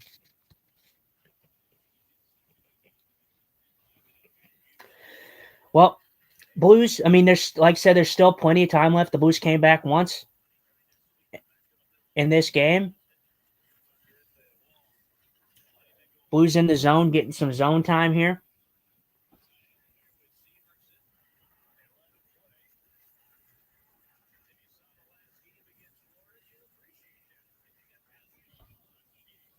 See, and I want to preface this because a lot of people don't really pay attention to every aspect, and not to say that people in this chat don't pay attention to it, but I want you to just watch. Curbs and Joey have gotten a lot of slack this year, and I do think it's the John Kelly effect mostly, but just look at Curbs and Joey. Just listen to him.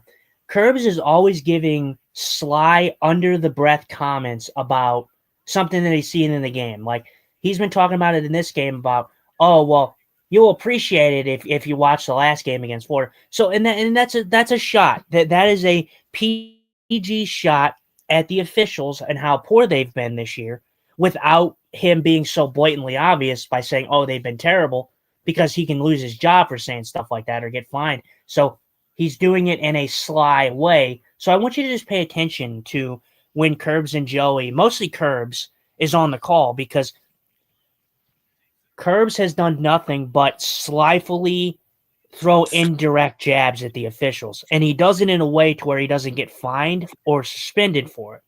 So just pay attention to it, because he even said it just right. He's done it a few times where there's been a call or there's been something questionable in the game, and Curbs goes, well, I want you to take note of that, because if this was the last game against Florida, that would have been a call. Like, that's just him slyly throwing a jab at the officials. Oh, well, but see, that's the thing. The second period of that Florida game was exactly what you've been calling for. They called everything by the letter of the law. Now, you don't like that because you don't want a power play simulator. However, that's what they did. Well, then I look at that, and I look at the first period. They didn't call as many penalties in the first period. Then they called everything in the second, and then in the third they put the whistles away. So it's a give and take. You can't call 18,000 penalties in the second period and then you call nothing in the third period. It makes no sense. Pick and choose what way you're going to go. If you're going to go with no penalties, then don't call any penalties. If you're going to call 18,000 penalties, just keep the penalties coming, because clearly you don't have any. That's the thing about not knowing the ebbs and flows of the game and what game you're getting. Like, there was nothing in that game to where I'm like, oh, well, we needed that many penalties in that game. Absolutely none. Yeah. Here's what I think happened. Right?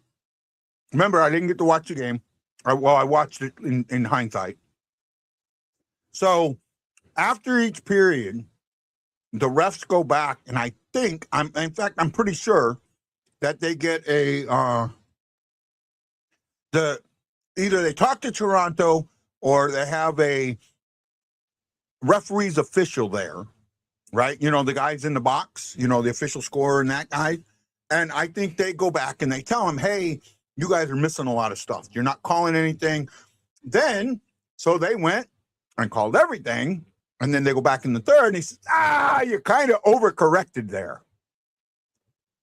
Or the second intermission. And then they come back and then they overcorrect the other way. That's what I think happened. After the second period, Montgomery had a lengthy discussion with the linesman. And then after that, they didn't call anything in the third period. Like I said, that's what I think happened.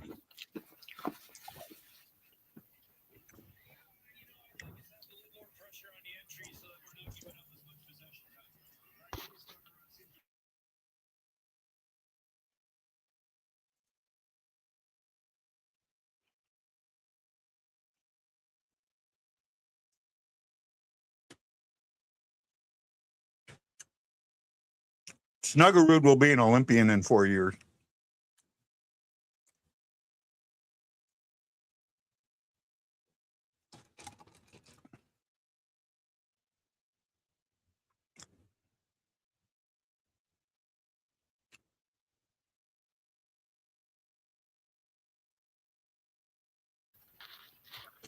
And this far, it's been pretty fine officiated. You know, it's been fine officiated. Like I said, I still don't agree with the fact that Snuggerud didn't get a call on that one. That was a clear-cut breakaway. That should have most definitely been called. In most cases, that would be called. You know, when a player has a scoring chance like that, that's not acceptable, and why you don't give a penalty there. Yeah, no, I'm with you.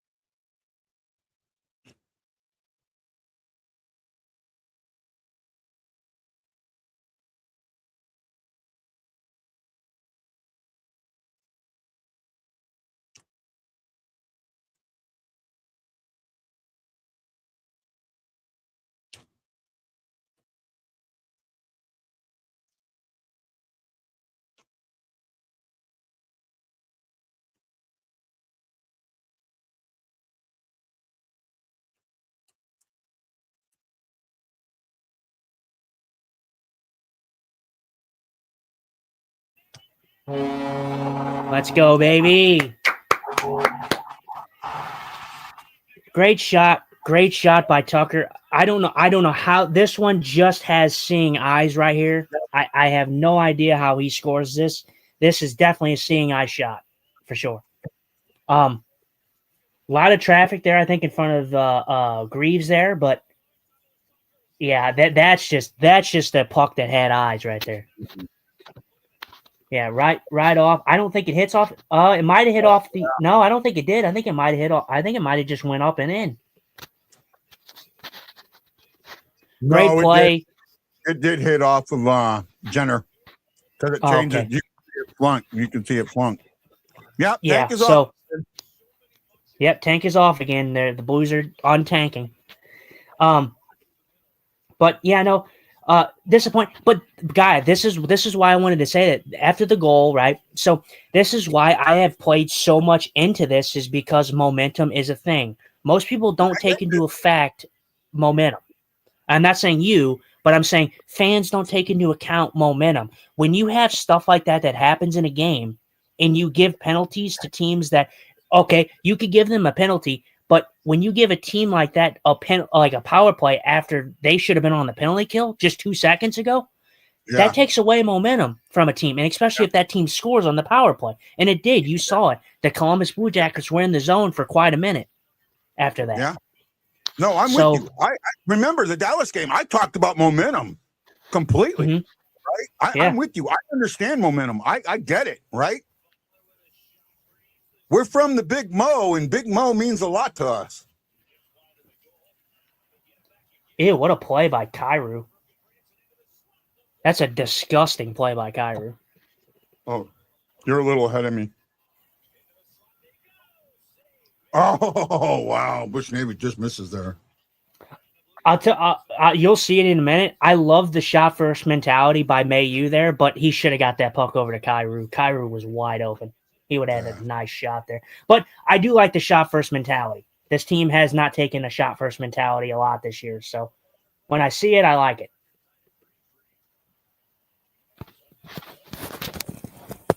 You're about 4 seconds ahead of me. It's fine. Oh, okay, yeah. So we're not too bad. But see, now you've learned the rule, right? It's based on me, right? So yeah, and you have to do that. I mean, it's not me saying, "Oh, it's my choice." No, you have to have one person that it's based on. When you have that, when you know it's going to be one way or the other, you have to base it on one person, and that's why we base it on me. Does that make sense? Mm-hmm. Yeah, for sure. Yeah, I'm not angry about that. But Blues tied up. 4 minutes and 19 seconds left to go in the second period. So.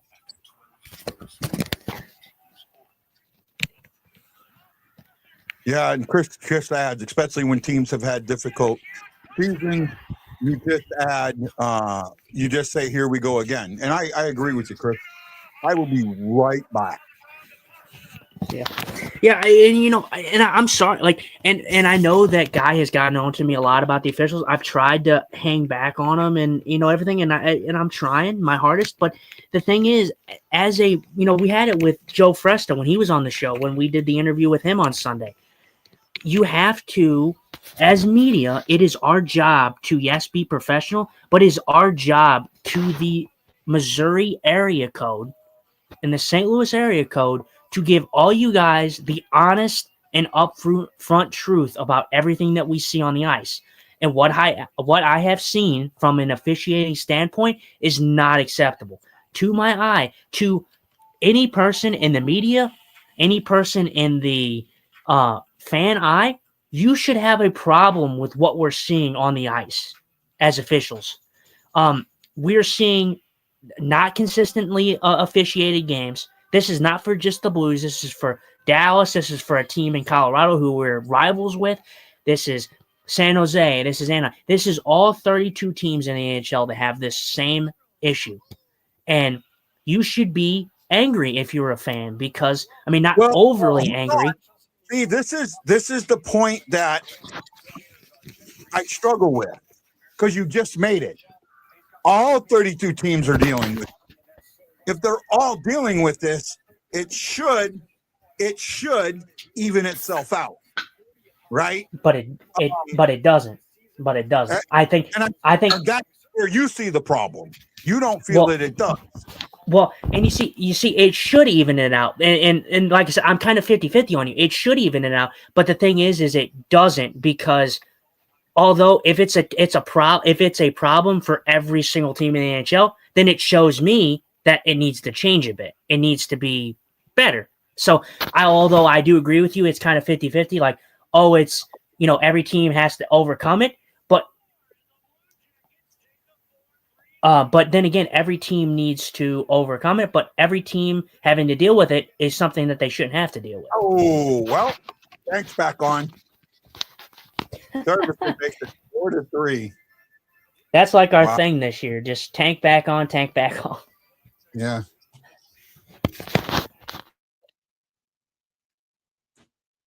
Boy, the comments are going to be good on this one. Snuggerud with 2 points this game.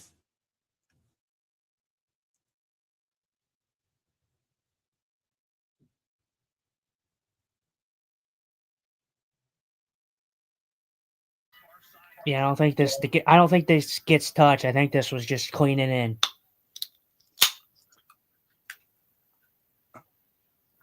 Yeah, it goes straight in. And again, that's like a 50-50 puck to me. You can look at that and say, Bennington one step back. But you can also look at it and say, man, that guy was wide open and there was nobody nobody there.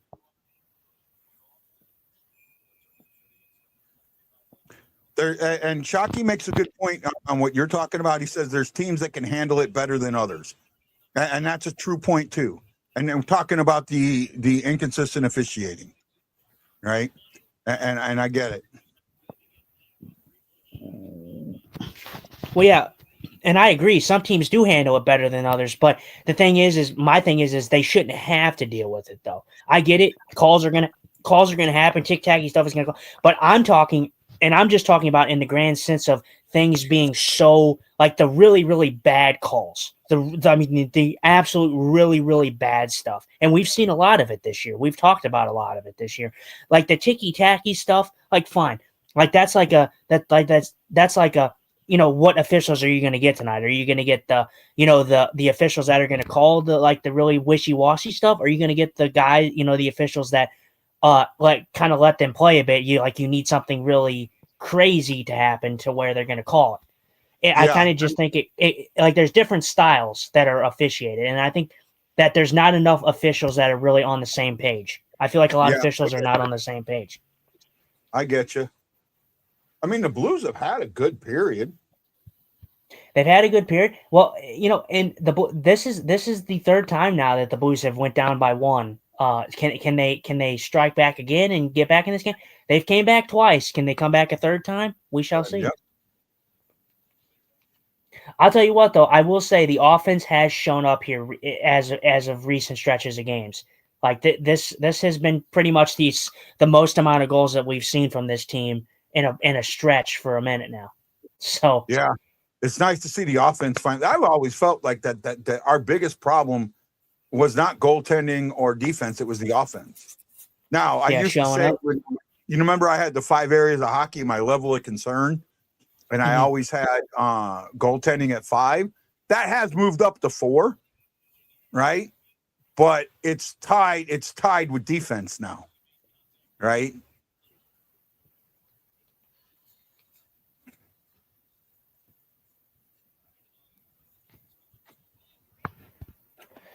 Kind of got a little scrum there in front. I believe the Fabry might have went into Jet Greaves there.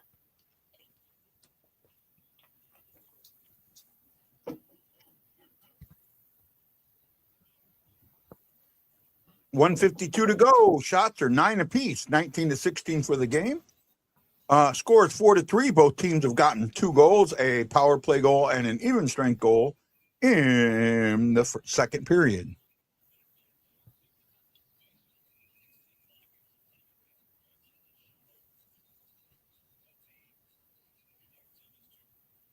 Man, that's another thing that I don't like. I don't like the face-off stuff. Like I think that I don't understand it at all.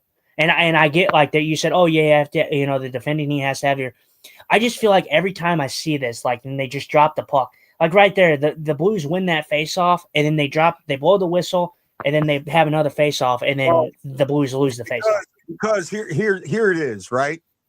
When they drop the puck, they're supposed to drop the puck. What he just did there is he threw the puck. They're supposed to drop the puck, and the puck should, hit in the center of the dot. If the puck goes to one side of the dot or the other, that's an unfair face-off, and then they'll redo it. So they're looking at where, and a lot of times when they first drop becomes an unfair where it hits on one side or the other of the dot, that is where they will, what he just did, threw it. But if you notice, when he throws it, it bounces straight up, and it's not really a face-off. It should be just a drop. Just a drop. Just let it go. Don't throw it. Just let it go. I just feel like there's so many times where I see that. Like, obviously, it's magnified when you're like a Blues fan and you're watching it. I just feel like there's so many times the Blues will win an offensive zone draw, although they'll call it back and then they'll lose the next draw. It's so infuriating. Well, here's the thing: if in an offensive zone, it is. Oh, Suter just got hurt.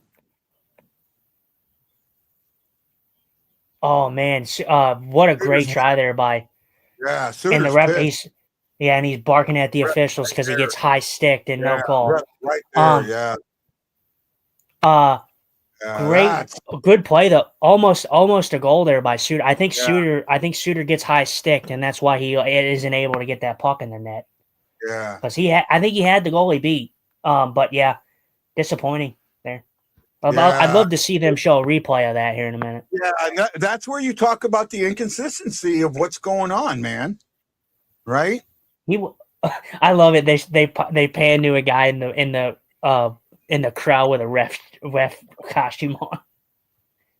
Oh, let's see. Here it is. Yeah, he takes a stick right in the face. Yeah. Yeah, he takes a stick right from Marchenko right in the slot there. Suter's pissed. Yeah, Suter he's so mad he's on the ice talking to the official right now. And the official saying he didn't see it, but he was right there. Right? Here's the thing. You may not see the high stick, but if a guy's head goes back like this, something happened. Throw the penalty and go back and look at it. Well, the thing is Suter's the only Blues player in front of the net, and in this play, Suter, I think he has the goalie beat when he gets that puck back. He has the goalie beat, and then Marchenko, it almost looked like it was intentional from Marchenko, like not like overly aggressive, but if you see him, he's like right there, and then you see his stick fling right into Suter's face, like it was intentional. It looked pretty intentional to me, but I'll let you take that one over. I think it should have been a penalty, but no, it should have been a penalty. And you're right. They have been calling this game very inconsistently in the second period, and it has favored Columbus. However, you got to overcome that, right? And I get it. I get what you say about officiating. Problem is, in some ways, both teams are dealing with it, right? And I agree that officiating needs to be better, but I'm not going to blame any loss on an official. I just, Oh no, I don't know, and I don't think this game was lost. The game's not over yet. The Blues have came back twice already with down by one. My thing though is like I said, my thing like in these games it stems from momentum. Although they killed off the power play of Columbus. Oh no, they didn't. They get that call. This was like 2 seconds after Dvorsky gets held on a breakaway. So that's kind of how I view things. Like if Dvorsky gets that call, if he gets the beneficial of that call, Columbus is on the penalty kill instead of the power play. So they don't get that power play. They don't score. They don't make it another 1-goal game. And then if they, like I said, they should have called the Suter penalty at the end there. That was most definitely a penalty, and it should have been. But like I said, it's not going to be the main reason they lose. I think the Blues have played a pretty solid game in this one. No, they have. I think it's been a pretty fun game. At least it's been fun. Saki says, I give him the benefit. It wasn't intentional. He went for a stick lift and miss. Okay, benefit. I get that. I do. In that, I don't feel like that was intentional either. I do feel like he was going for that. And Scary fell asleep after the Rumble, and now he's back. So I can see that. I can see that in a sense, Shockey. But the thing is when I looked at it though on the replay, it doesn't look like he's lifting his stick. It doesn't feel like he's lifting it up in a vertical motion. It seems like he slyly kind of taps his stick forward, so like a forward motion instead of an up and down motion. So that makes me think that. I don't think Marchenko is a dirty player, and I'm not saying he did it on purpose, but the way that it happened, the way that it looked like instead of him actually doing a stick lift like you said he was doing, I don't think it was. I think he did a forward motion instead of a stick lifting motion, which is an up and down motion. He did like a forward motion. But like I said, either way, whether it was a stick lift attempt or just him just lackadaisical on his stick, it still should have been called. That's pretty much what we can all agree on, I think. Yeah, but then again, the Blues can come back in this game. That call is not going to determine this game. They have still a full 20 minutes to play. So, yeah.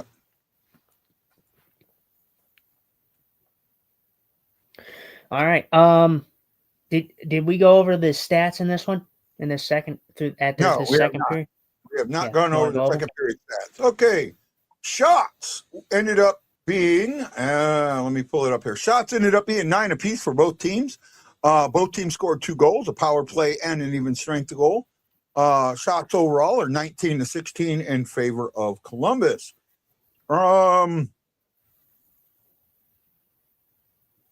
Columbus attempts are pretty close. The Blues are at 24 or 25 attempts. And Columbus is at about, 29, that's -1, so 28 and 8. So they're at 36. So a little more attempts for Columbus, but it feels closer. Hits are 18-12 in favor of St. Louis. Columbus has 10 giveaways. St. Louis has 13. Columbus has taken it away 3 times. The Blues have taken it away twice. Columbus has blocked 4 shots. Blues have doubled that with 8. And the faceoffs are pretty close to even, 19-17, 53% to 47% in favor of Columbus. We've covered it. We've covered it. There were a couple penalties in that game that are there were penalties that were called that you wonder about, and then there were penalties that weren't called that you wonder about. Go ahead. Sorry, no. I was just saying. I was like, I'm actually not angry about the calls that were actually made. My actual thing was actually the calls that weren't made was actually my main concern. The calls that were actually made, I don't have a problem. I think it's been pretty well fined, officiated. I'm just saying that there was calls, like you said, that probably should have been called. My issue is, especially on the Kyrou quote unquote hold. Yeah, letter of law hold. But you have a guy going down on a breakaway, and the guy's got his hand wrapped all the way around him and pushes him away to the left. And you're not going to call that a hold, but you're going to call a guy getting turned with a glove on his shoulder a hold. So you can't call one and not call the other. So if you're not going to call the first one, how the F do you call the second one? So that's that kind of balls into the whole consistency thing. We saw one on the other end that wasn't called, and then you see it 2 seconds later. And my thing is the quickness of how you see these plays develop. Like you just said, Snuggerud's on a breakaway. He gets held clearly. He should have been called. And then not even a minute later, you see the same type of thing, not on a breakaway, but you see a hold, and then you call that hold, but you don't call the first hold that you see. And the other one was on a clear-cut breakaway. So that's the consistency problem that we've been having. If that's not a penalty shot because he didn't get a shot off, it's absolutely a 2-minute penalty, right? Yeah, Shockey was saying that earlier. He said that it wasn't he didn't have enough steps to make it a penalty shot. He only had enough to make it a 2-minute penalty. And I'm fine with that. It should have been a power play. It shouldn't have been a penalty shot. I agree with that. But power play, now most certainly should have been that.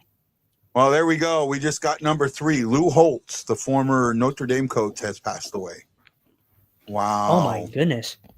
Yeah. Wow. That's a big one. Man, I mean, I'm telling, isn't it?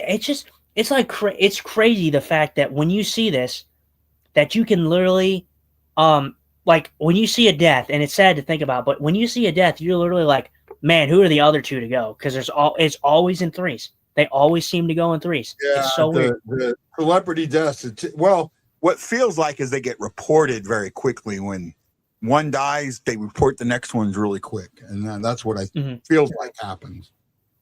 Right, but yeah, Lou Holtz is. I will always remember Lou Holtz, and I'm not a big Notre Dame guy in any way, shape, or form. However, Lou Holtz, and I do remember him a lot from game day, and the fact that he would always pick Army over Navy because I think he coached for Army, but I could be wrong with that. Pretty sure he was on game day. Maybe I'm mixing him up with somebody. I thought no, he was on game day for a while. I'm almost dead certain of that. Almost dead certain of that. Am I wrong? I am not too sure, my brother.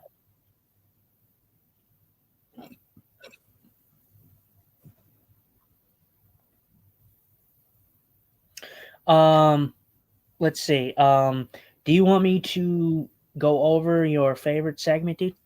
Yeah, let's do that. All right. Let's see. Okay, wow. No, none of the Tyler Tucker scoring didn't get any comments. Well, that's weird. Wow. So I'm gonna go back because I'm sure I'll be able to do it quickly. So all tied up. Actually, no, there was nothing really on that one. The only comment that was on the tied one was Blues. Columbus regains the lead. Someone said Aaron Parker said refs are effing bums. Okay. All season long it's the same. They win one game and then they go on to lose between 3 and 5 in a row. Today will be the first of those, and against a team that's coming off playing yesterday on the road. Okay? Long comment. This time our D is behind their players. The last time our D was screening our goalie, figured it out. Okay? Falk just decides to leave the guy in front and skate to the guy in the corner. The PK is awful. Can someone do something about these terrible calls? What about the non-calls? That's something that we touched on. What about the non-calls? Yeah. Okay. Another one. Refs are always play on until it's an opportunity to call a penalty on the Blues. I don't agree with that. I don't either. Horrible officiating, just horrible. How do you miss the obvious penalty on the Blue Jackets, but then call this F shit? So that was this was on the Kyrou one. Kyrou one, yeah, I can see that. Refs are so effing terrible. It's beyond insane. So I'm glad that I'm getting some backup here. I'm glad that I would say I'm pretty calm. I'm not angry or nothing, but I do think that I'm glad that people are seeing what I saw on that one. And you saw it too. No, hold on. I get bad officiating, okay? I just don't harp on it. That's the difference, because everybody deals with it. I don't like it, but it is what it is. So it's not that I don't see it. I just try not to harp on it. That's the difference there, and I just wanted to throw that out there. And the last one was pack it up. That was the last comment. So then we get to Severson scores. Columbus gets the lead back. He said the first comment was just too much room. Next one said, all right, Benner haters. He should have had that one. So that was someone coming in saying, to the Bennington haters, all right, Benner haters. He should have had that one. So he's pretty much saying the people that are in denial that Which Bennington's one? had a bad year. Which one? The last one that went in clean. I call that a 50-50 puck, right? Because that guy shouldn't have been that wide open. There was nobody in front of there. Nobody had him, right? So what are you missing, right? I could see that, but he also was at the blue line. I can see how it's 50. I can see how people can say that, but the other three, not so much. The third one, I think, first of all, if Jordan Bennington is sliding and moving at that point. If Jordan Bennington is set, he possibly has a better chance at that puck. That's the only thing that I can think of right there. What is it? The St. Louis Blues clearly. Hofer is the better goaltender this season, which I don't think anybody's refuted. Okay. Yeah, and maybe the team seems to play better in front of Hofer. So why do we keep insisting on sharing the starts? I feel like I get this mentality, but Hofer cannot play 82 games. Yeah, no, I get it. And it's also, I think it's got something to do with the Olympics. I absolutely think it's got something to do with the Olympics. Okay, here we go. Well, it says Robert Thomas has undergone a minor leg procedure and is expected to return following the Olympic break. So that was the update I just got from the St. Louis Blues. Okay. Just a little bit of a switch up there. But and then he said we can't score enough goals in a game to win with Bennington. So that was the fact that the Blues offense has stayed stagnant, but they have kind of come alive here in the last stretch of games. The next one is can we just hold a tie game or lead for more than 1 minute? Damn. There's a gift. He said the next one said defense is terrible. It's terrible, but it's had some lapses, right? And by the way, so Ryan Green asked, who are we blaming more, goalie or defense? Absolutely defense, right? Absolutely defense. I'm sorry. You might want to give that fourth goal on Bennington. And again, I'm not saying I'm a Bennington apologist here. I'm saying, okay, look at the situation. He's moving. The guy is wide open and there's no traffic in front of him, right? But it looks like the puck also goes across his shoulder, not over this one. It looked like it went in stick side, not glove side. So I could be wrong. It did. It went against. It went across screen. And like I said, the thing for me is the thing that would make it Bennington's fault is the fact that he's not set for that puck. The fact that he is moving. If Bennington is not moving, and you just said it yourself, there was really no traffic in front of him. It was a good seeing eye shot, and the guy just went from right to center, right to left. The puck just went over across. You got to remember, it was passed deep, and he's covering that, and he's moving over from the pass because everybody else is on the left side of the ice. He got left alone on the right side, our center. That's why Bennington is more to the the way he's sitting to the right side, or the way I'm looking at it, to the right side, and he's sitting center to the left side, and none of the Blues on the left side of the ice.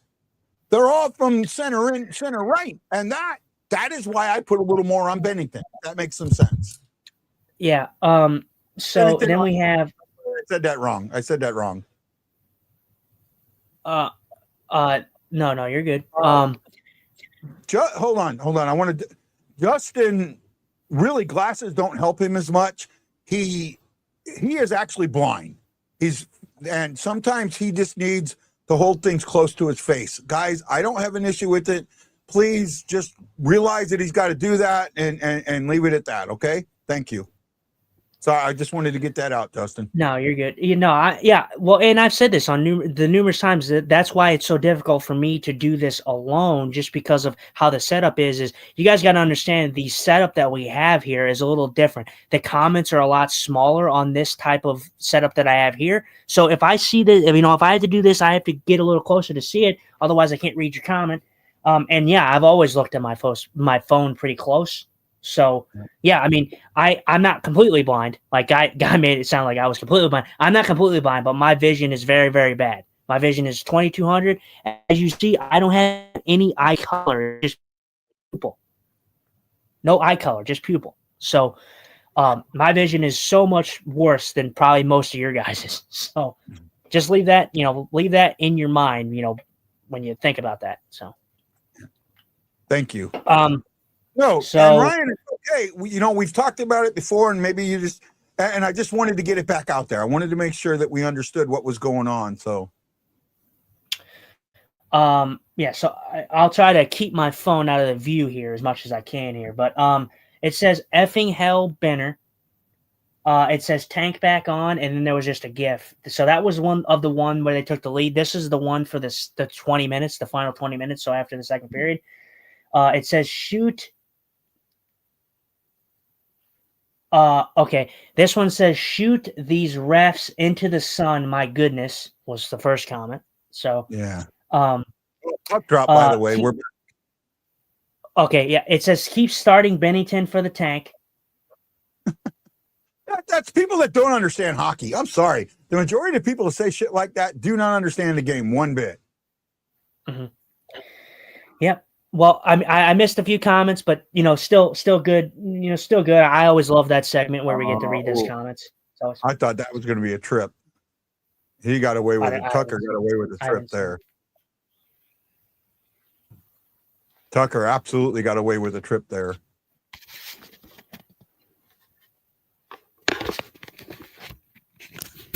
Well, by the way, I showed this graphic. Columbus is like minus 22 in the third. They were even in the second, minus 22 in the third. And I think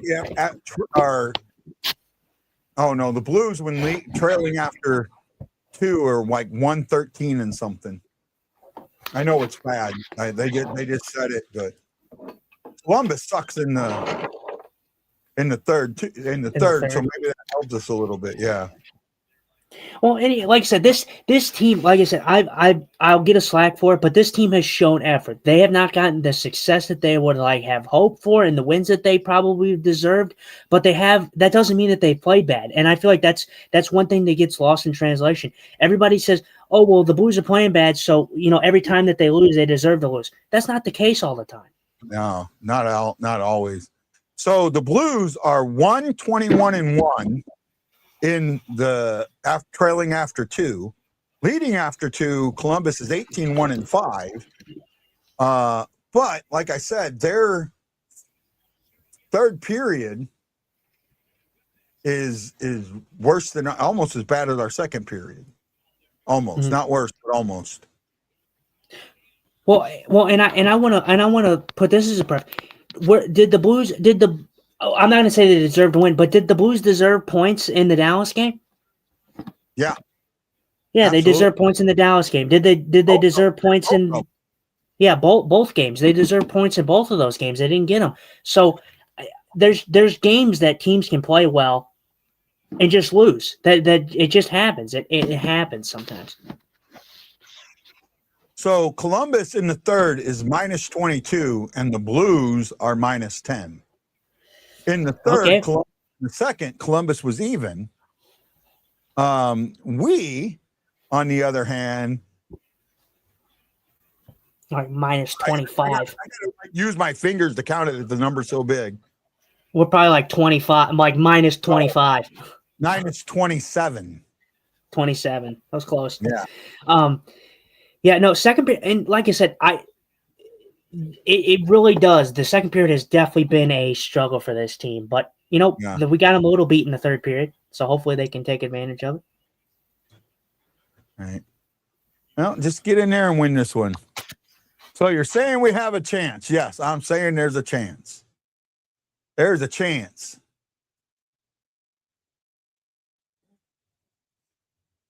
By the way, we're not going to do a long post game because I want to eat and then go work.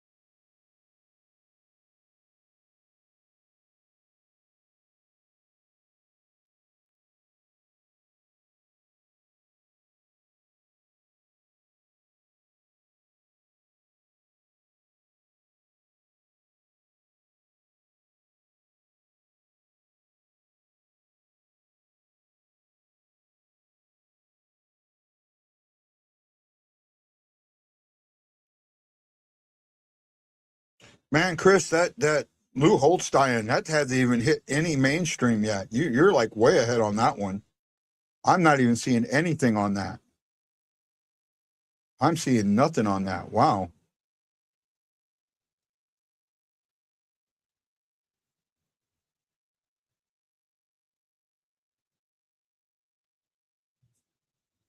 Yeah.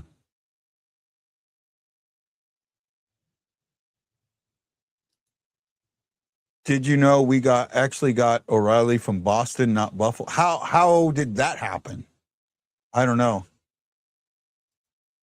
PM me on Messenger. I get you involved with my cousin, and I got guy. Oh, yeah. I want Jason. I was going to tell you. You know, when next time I come home, well, hook me up with your cousin so I can go do some fishing with him because I know he's more in St. Louis than Chris is. So when I can't go to Chris's, I could go out with him. So hook me up with him a little better.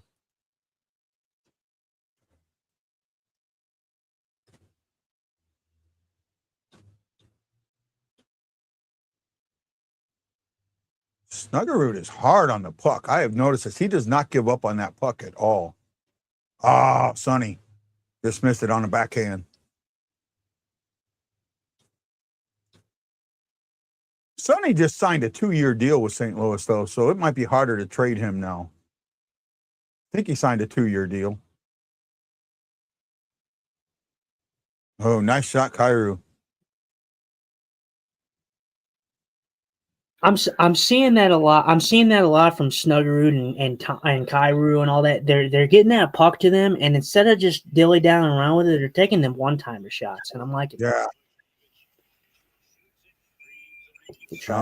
Blues kind of getting some pushing here. They're pushing a bit, so I like that. They're not sitting back, trying to be aggressive. That was Snuggerud. I'm telling you, he's had a pep in his step here as of late. You feel the pep in his step. Yeah, no, it does seem the team is playing better. Well, I mean, and you look at this. I mean, look at the guys.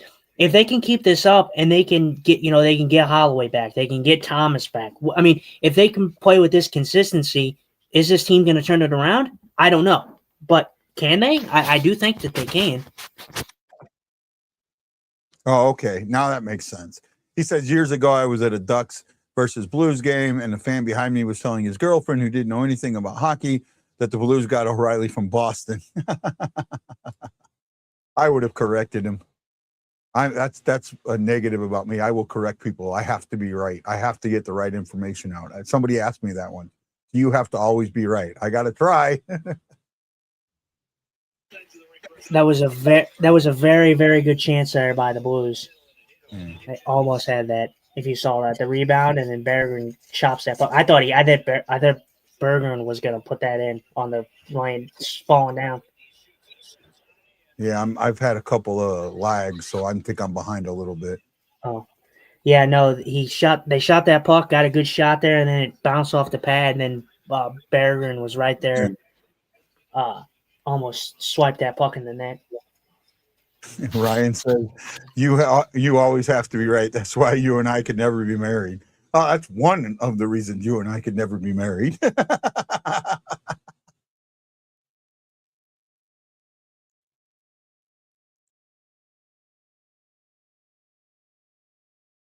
Oh, Columbus Blues going on the power play here.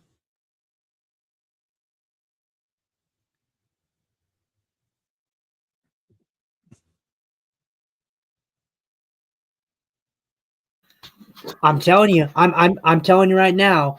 I didn't feel it at first, but you feel the momentum. That's been the big key word. I feel the momentum. The Blues are pushing. They are pushing. You absolutely feel the push.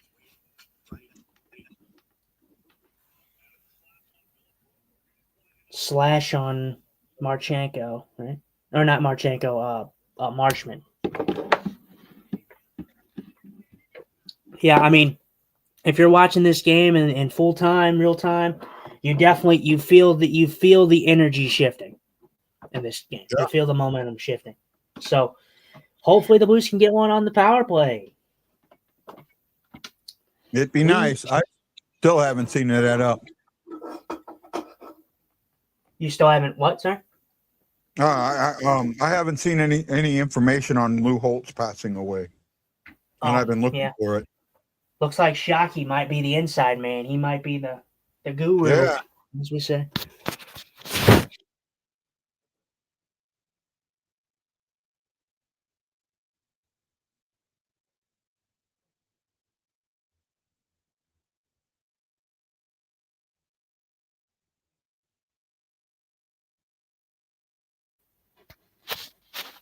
There you go. Thou should not be named. I got my glasses on just for you, bud. Yeah. Just for you.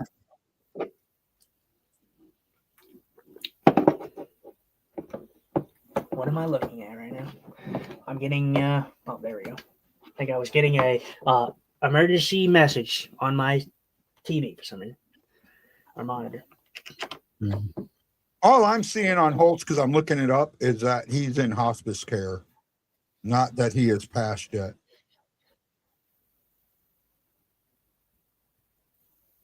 Yeah, I mean, I feel like with someone, I feel like seeing is, I don't, like I said, I don't know who he was personally or anything like that, but like I didn't know much about him. So obviously, I feel like if he's a big enough name, I feel like it would come out by now. So maybe he just hasn't passed. Maybe Shockey was just talking about maybe he's close. Him being in the hospice. I don't know. Yeah. Yeah, maybe being close. So the that What's wrong? yeah, no, Broberg just hit the offsides.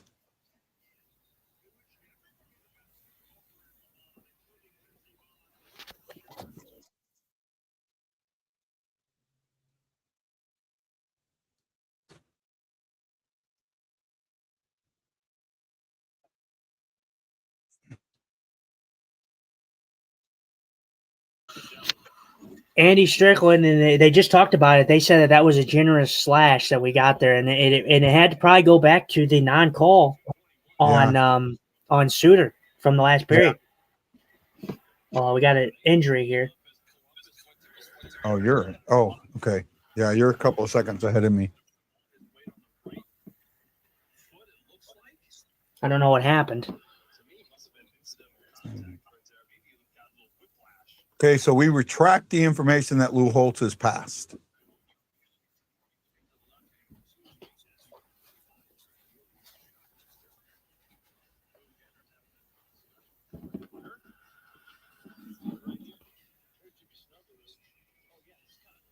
Oh yeah, incidental contact, but damn, Snugger, he didn't hold back on that one at all.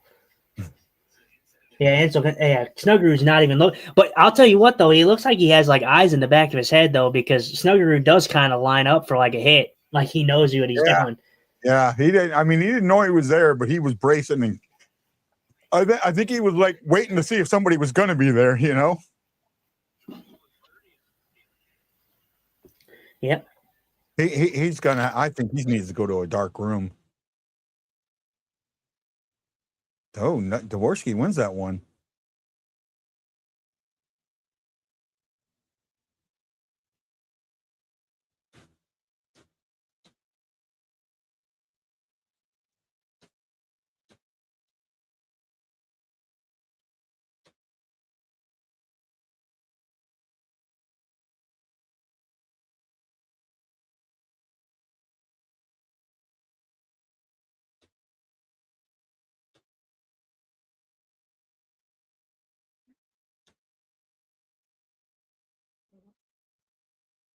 I mean, they're play.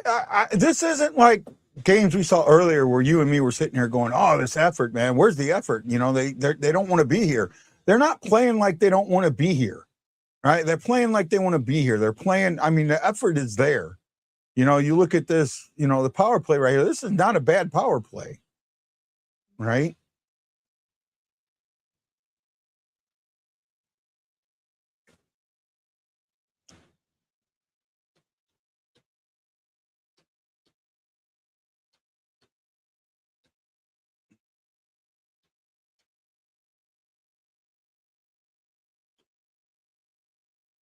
Oh, nice move, Falk.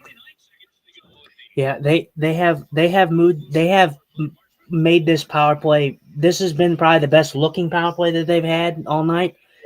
Yeah. They've moved the puck. They've moved the puck well. The Blues are at their best on the power play when they keep it simple. If you keep it simple, you can't make many mistakes. Just keep it simple, It's and the my Blues have my kept it my simple on this issue power with the play. power play is a lot of times it either gets against the wall and they lose it, or they don't even get into they don't even enter the zone. You know, they it goes in the zone, comes right back Mhm. out, and or you know if they don't get on the cycle quick enough. You got to get on that cycle.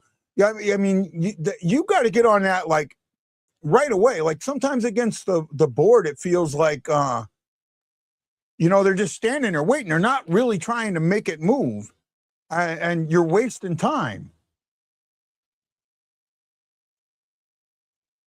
right?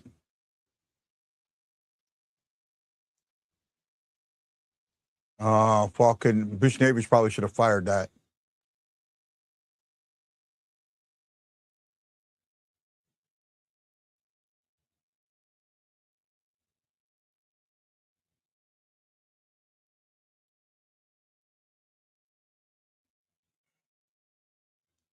Well, they're not going to score on this power play, but they at least had some looks and got some shots. 7 shots on the power play, 1 for 2 tonight.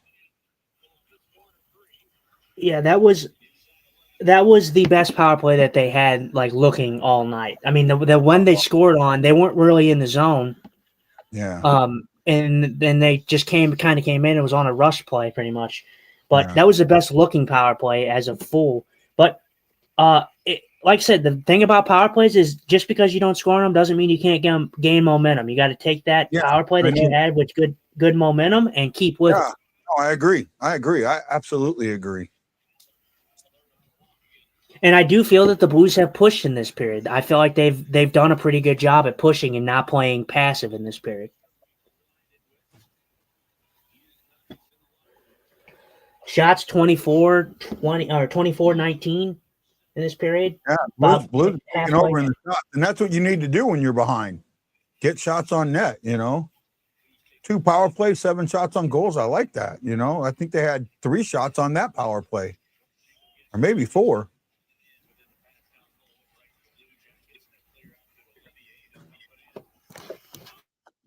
There's Walker.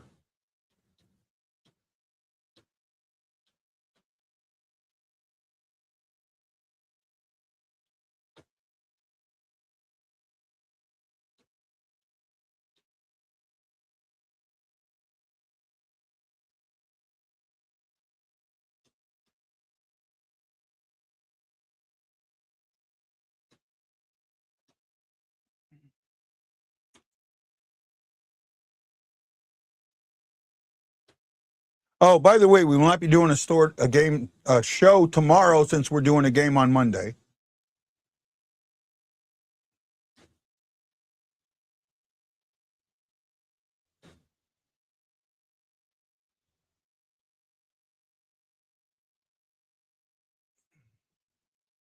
Well, I mean, they're actually being aggressive, and I like that. I like being aggressive. I think you need to be aggressive when you're down by 1 in the third, especially against a team that is minus uh 22 in the or minus whatever it was in the third, minus 20 in the third, 22, I think it was. So Justin froze. I'm gonna pull him out. Not a lot of viewers today. I wonder why. Viewing's been low. John Penner, thank you, buddy. JJ, Sister JJ, they put the thumb in the air. Appreciate you, man. Really do, really do, really do, really do. Ooh, ooh, ooh.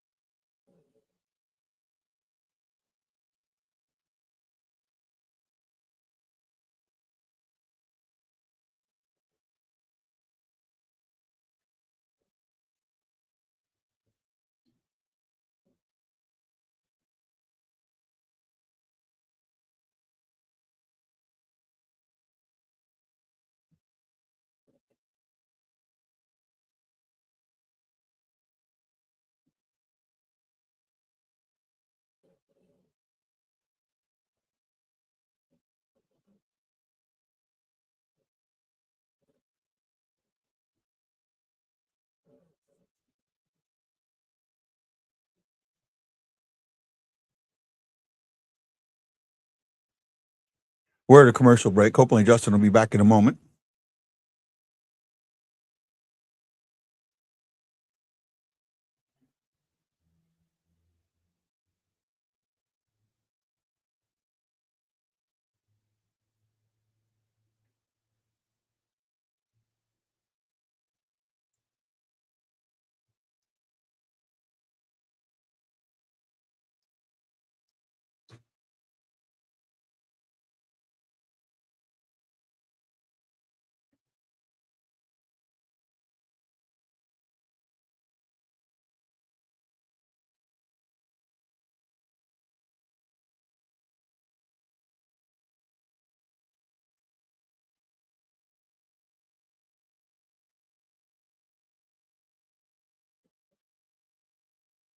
Justin's having some Wi-Fi issues, so he'll try and get back up as soon as he can.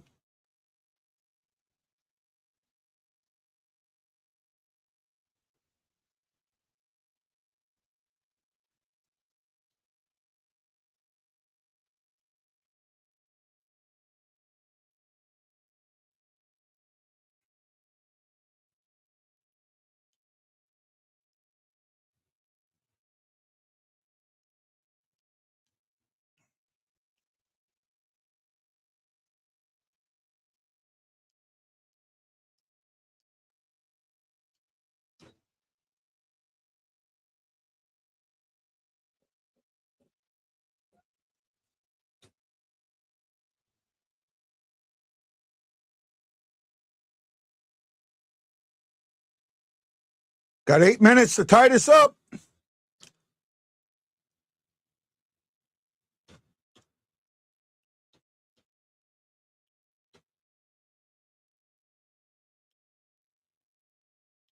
Well, we're going back on a penalty kill, or power play, sorry. Snoogie drew one. We need Snoogie with the noogie. Snoogie needs a noogie.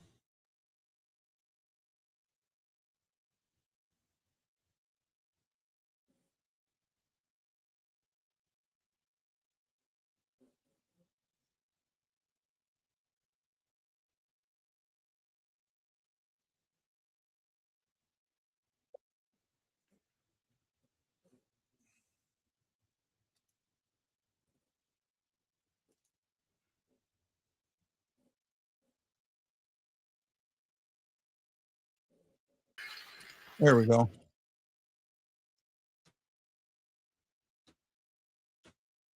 Maybe. He was moving. Come on, let's go Blues. Hawaii Blues fan, we're bleeding blue with you. Let's go Blues! Let's go Blues! Let's go Blues! Ah.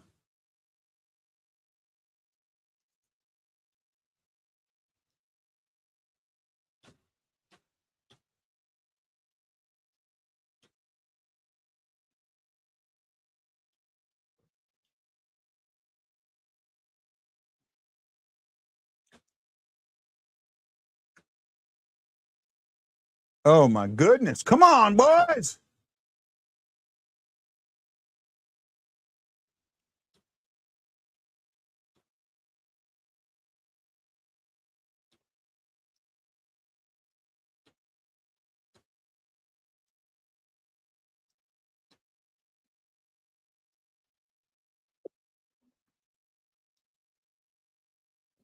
I mean, this power play is looking good, other than the original letting it go out, but it feels better.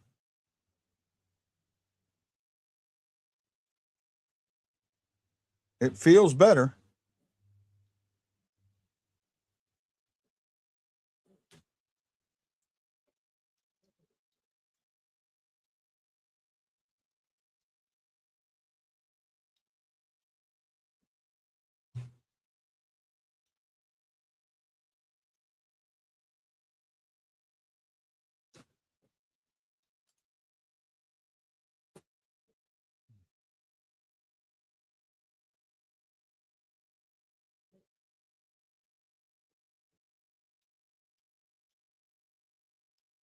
Okay, is he back? Are you back?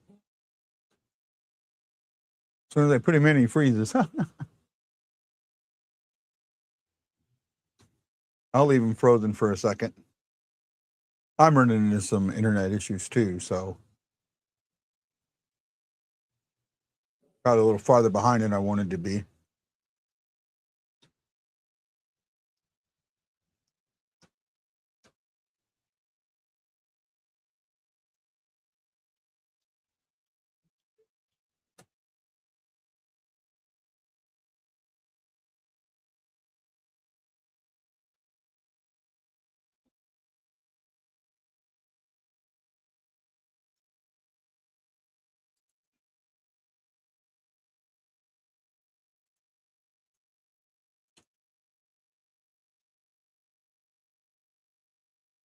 Anybody out there? Hello? McFly, hello?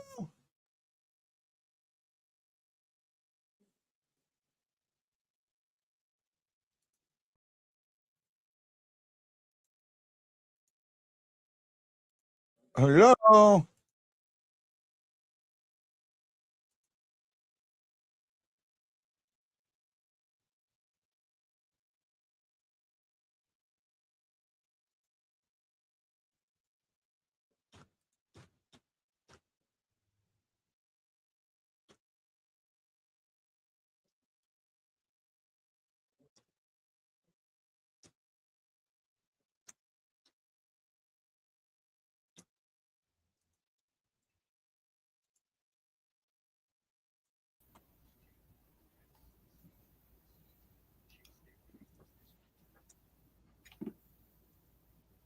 My God, am I alive? Yeah, I think so. I had something else going on. Yeah, it looks like you're back. And then he froze again.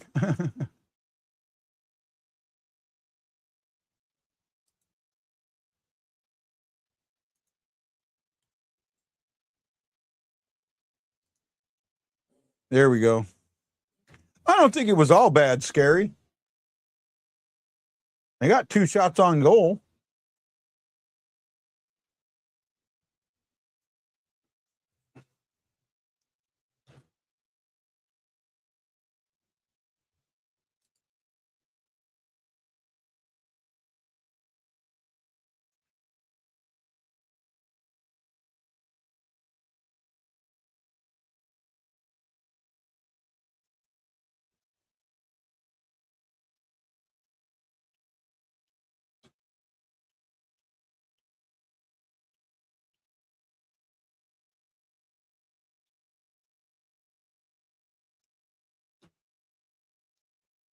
Five and a half to go.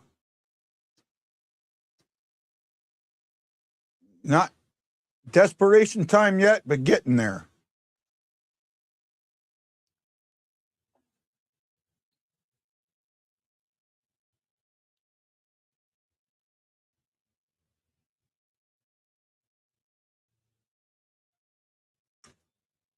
Dustin's having some issues with the tablet. He's trying to get it fixed.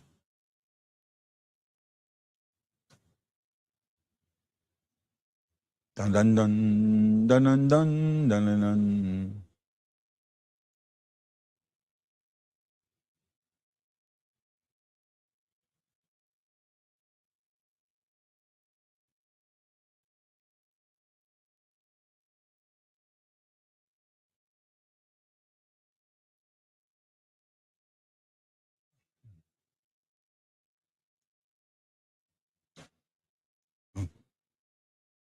'Fish David in front, just misses. Come on, guys. This is going to be one when they lose. You're like, oh, they didn't deserve to lose this one.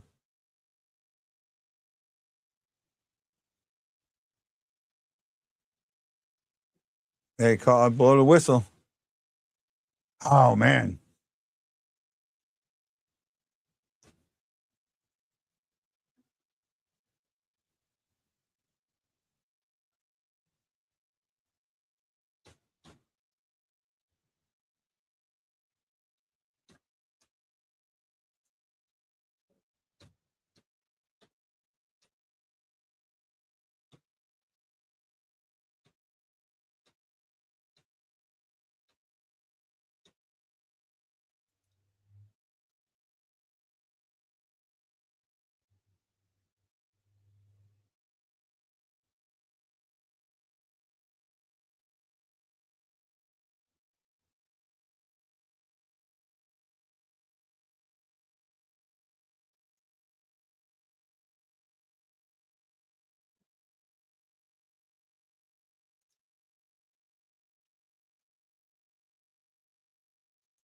Star Wars night coming late this year. Normally it's in January.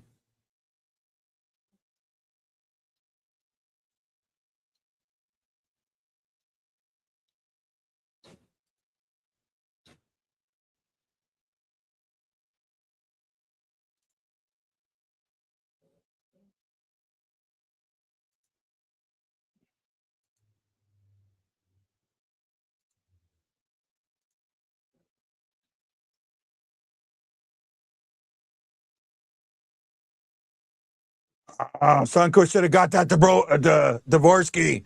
Wide open net if he gets it to Dvorsky.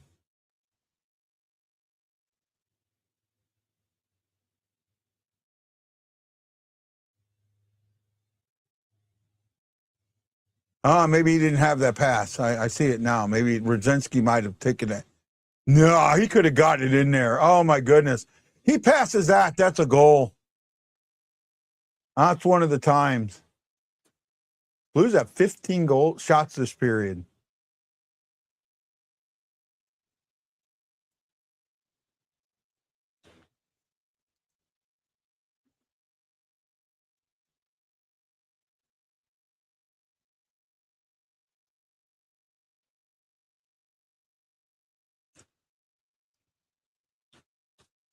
Well, now you're getting into desperation time. I'd say under two. Well, you're almost into it. Under 2 minutes is desperation time. You have definitely played better this period. You've gotten the shots, but you got to finish. Got to finish.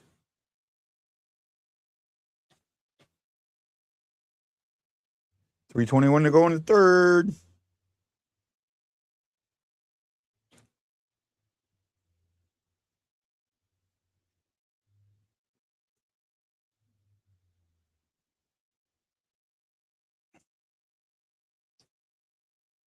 You pull them when you have control of the puck in their zone.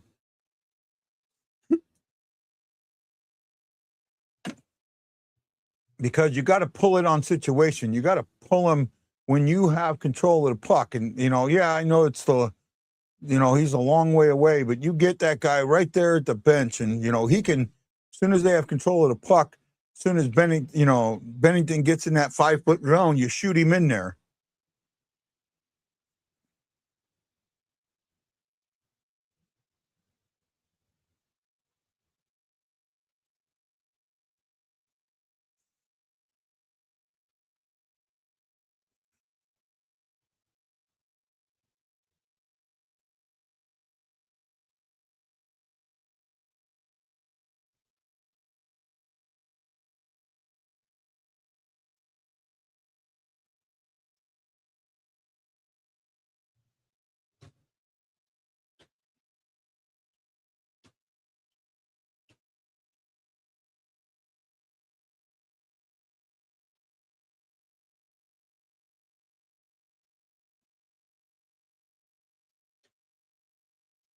To me, that should have been an offside because they brought it back in the zone.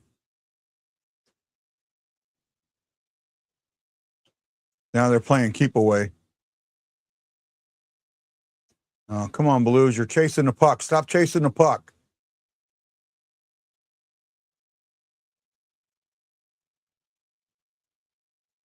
Full court press. A lot of teams do this to the Blues, and I don't understand why they do it, but there's something they see where it works.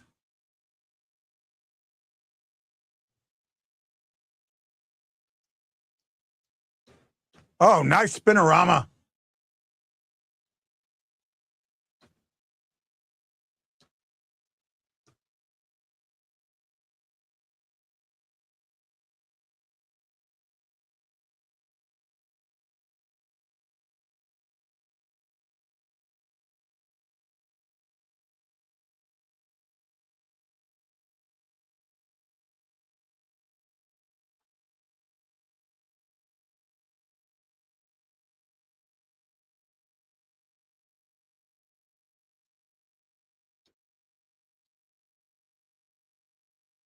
Oh, my goodness.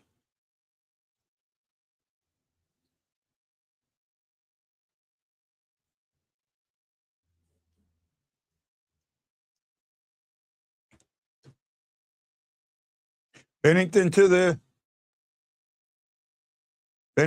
bench. Now let's see if we can make something happen. Let's see. 1 minute to go. There we go. Icing. Still don't think that should be icing. I think that if it goes within if it enters the red line within the trapezoid, that's not considered icing.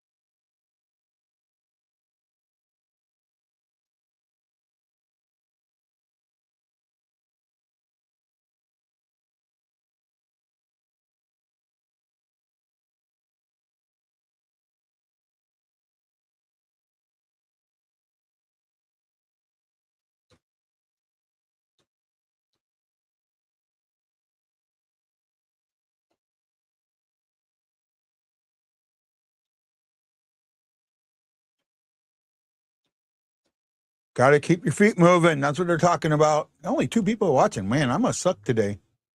Yeah, I guess.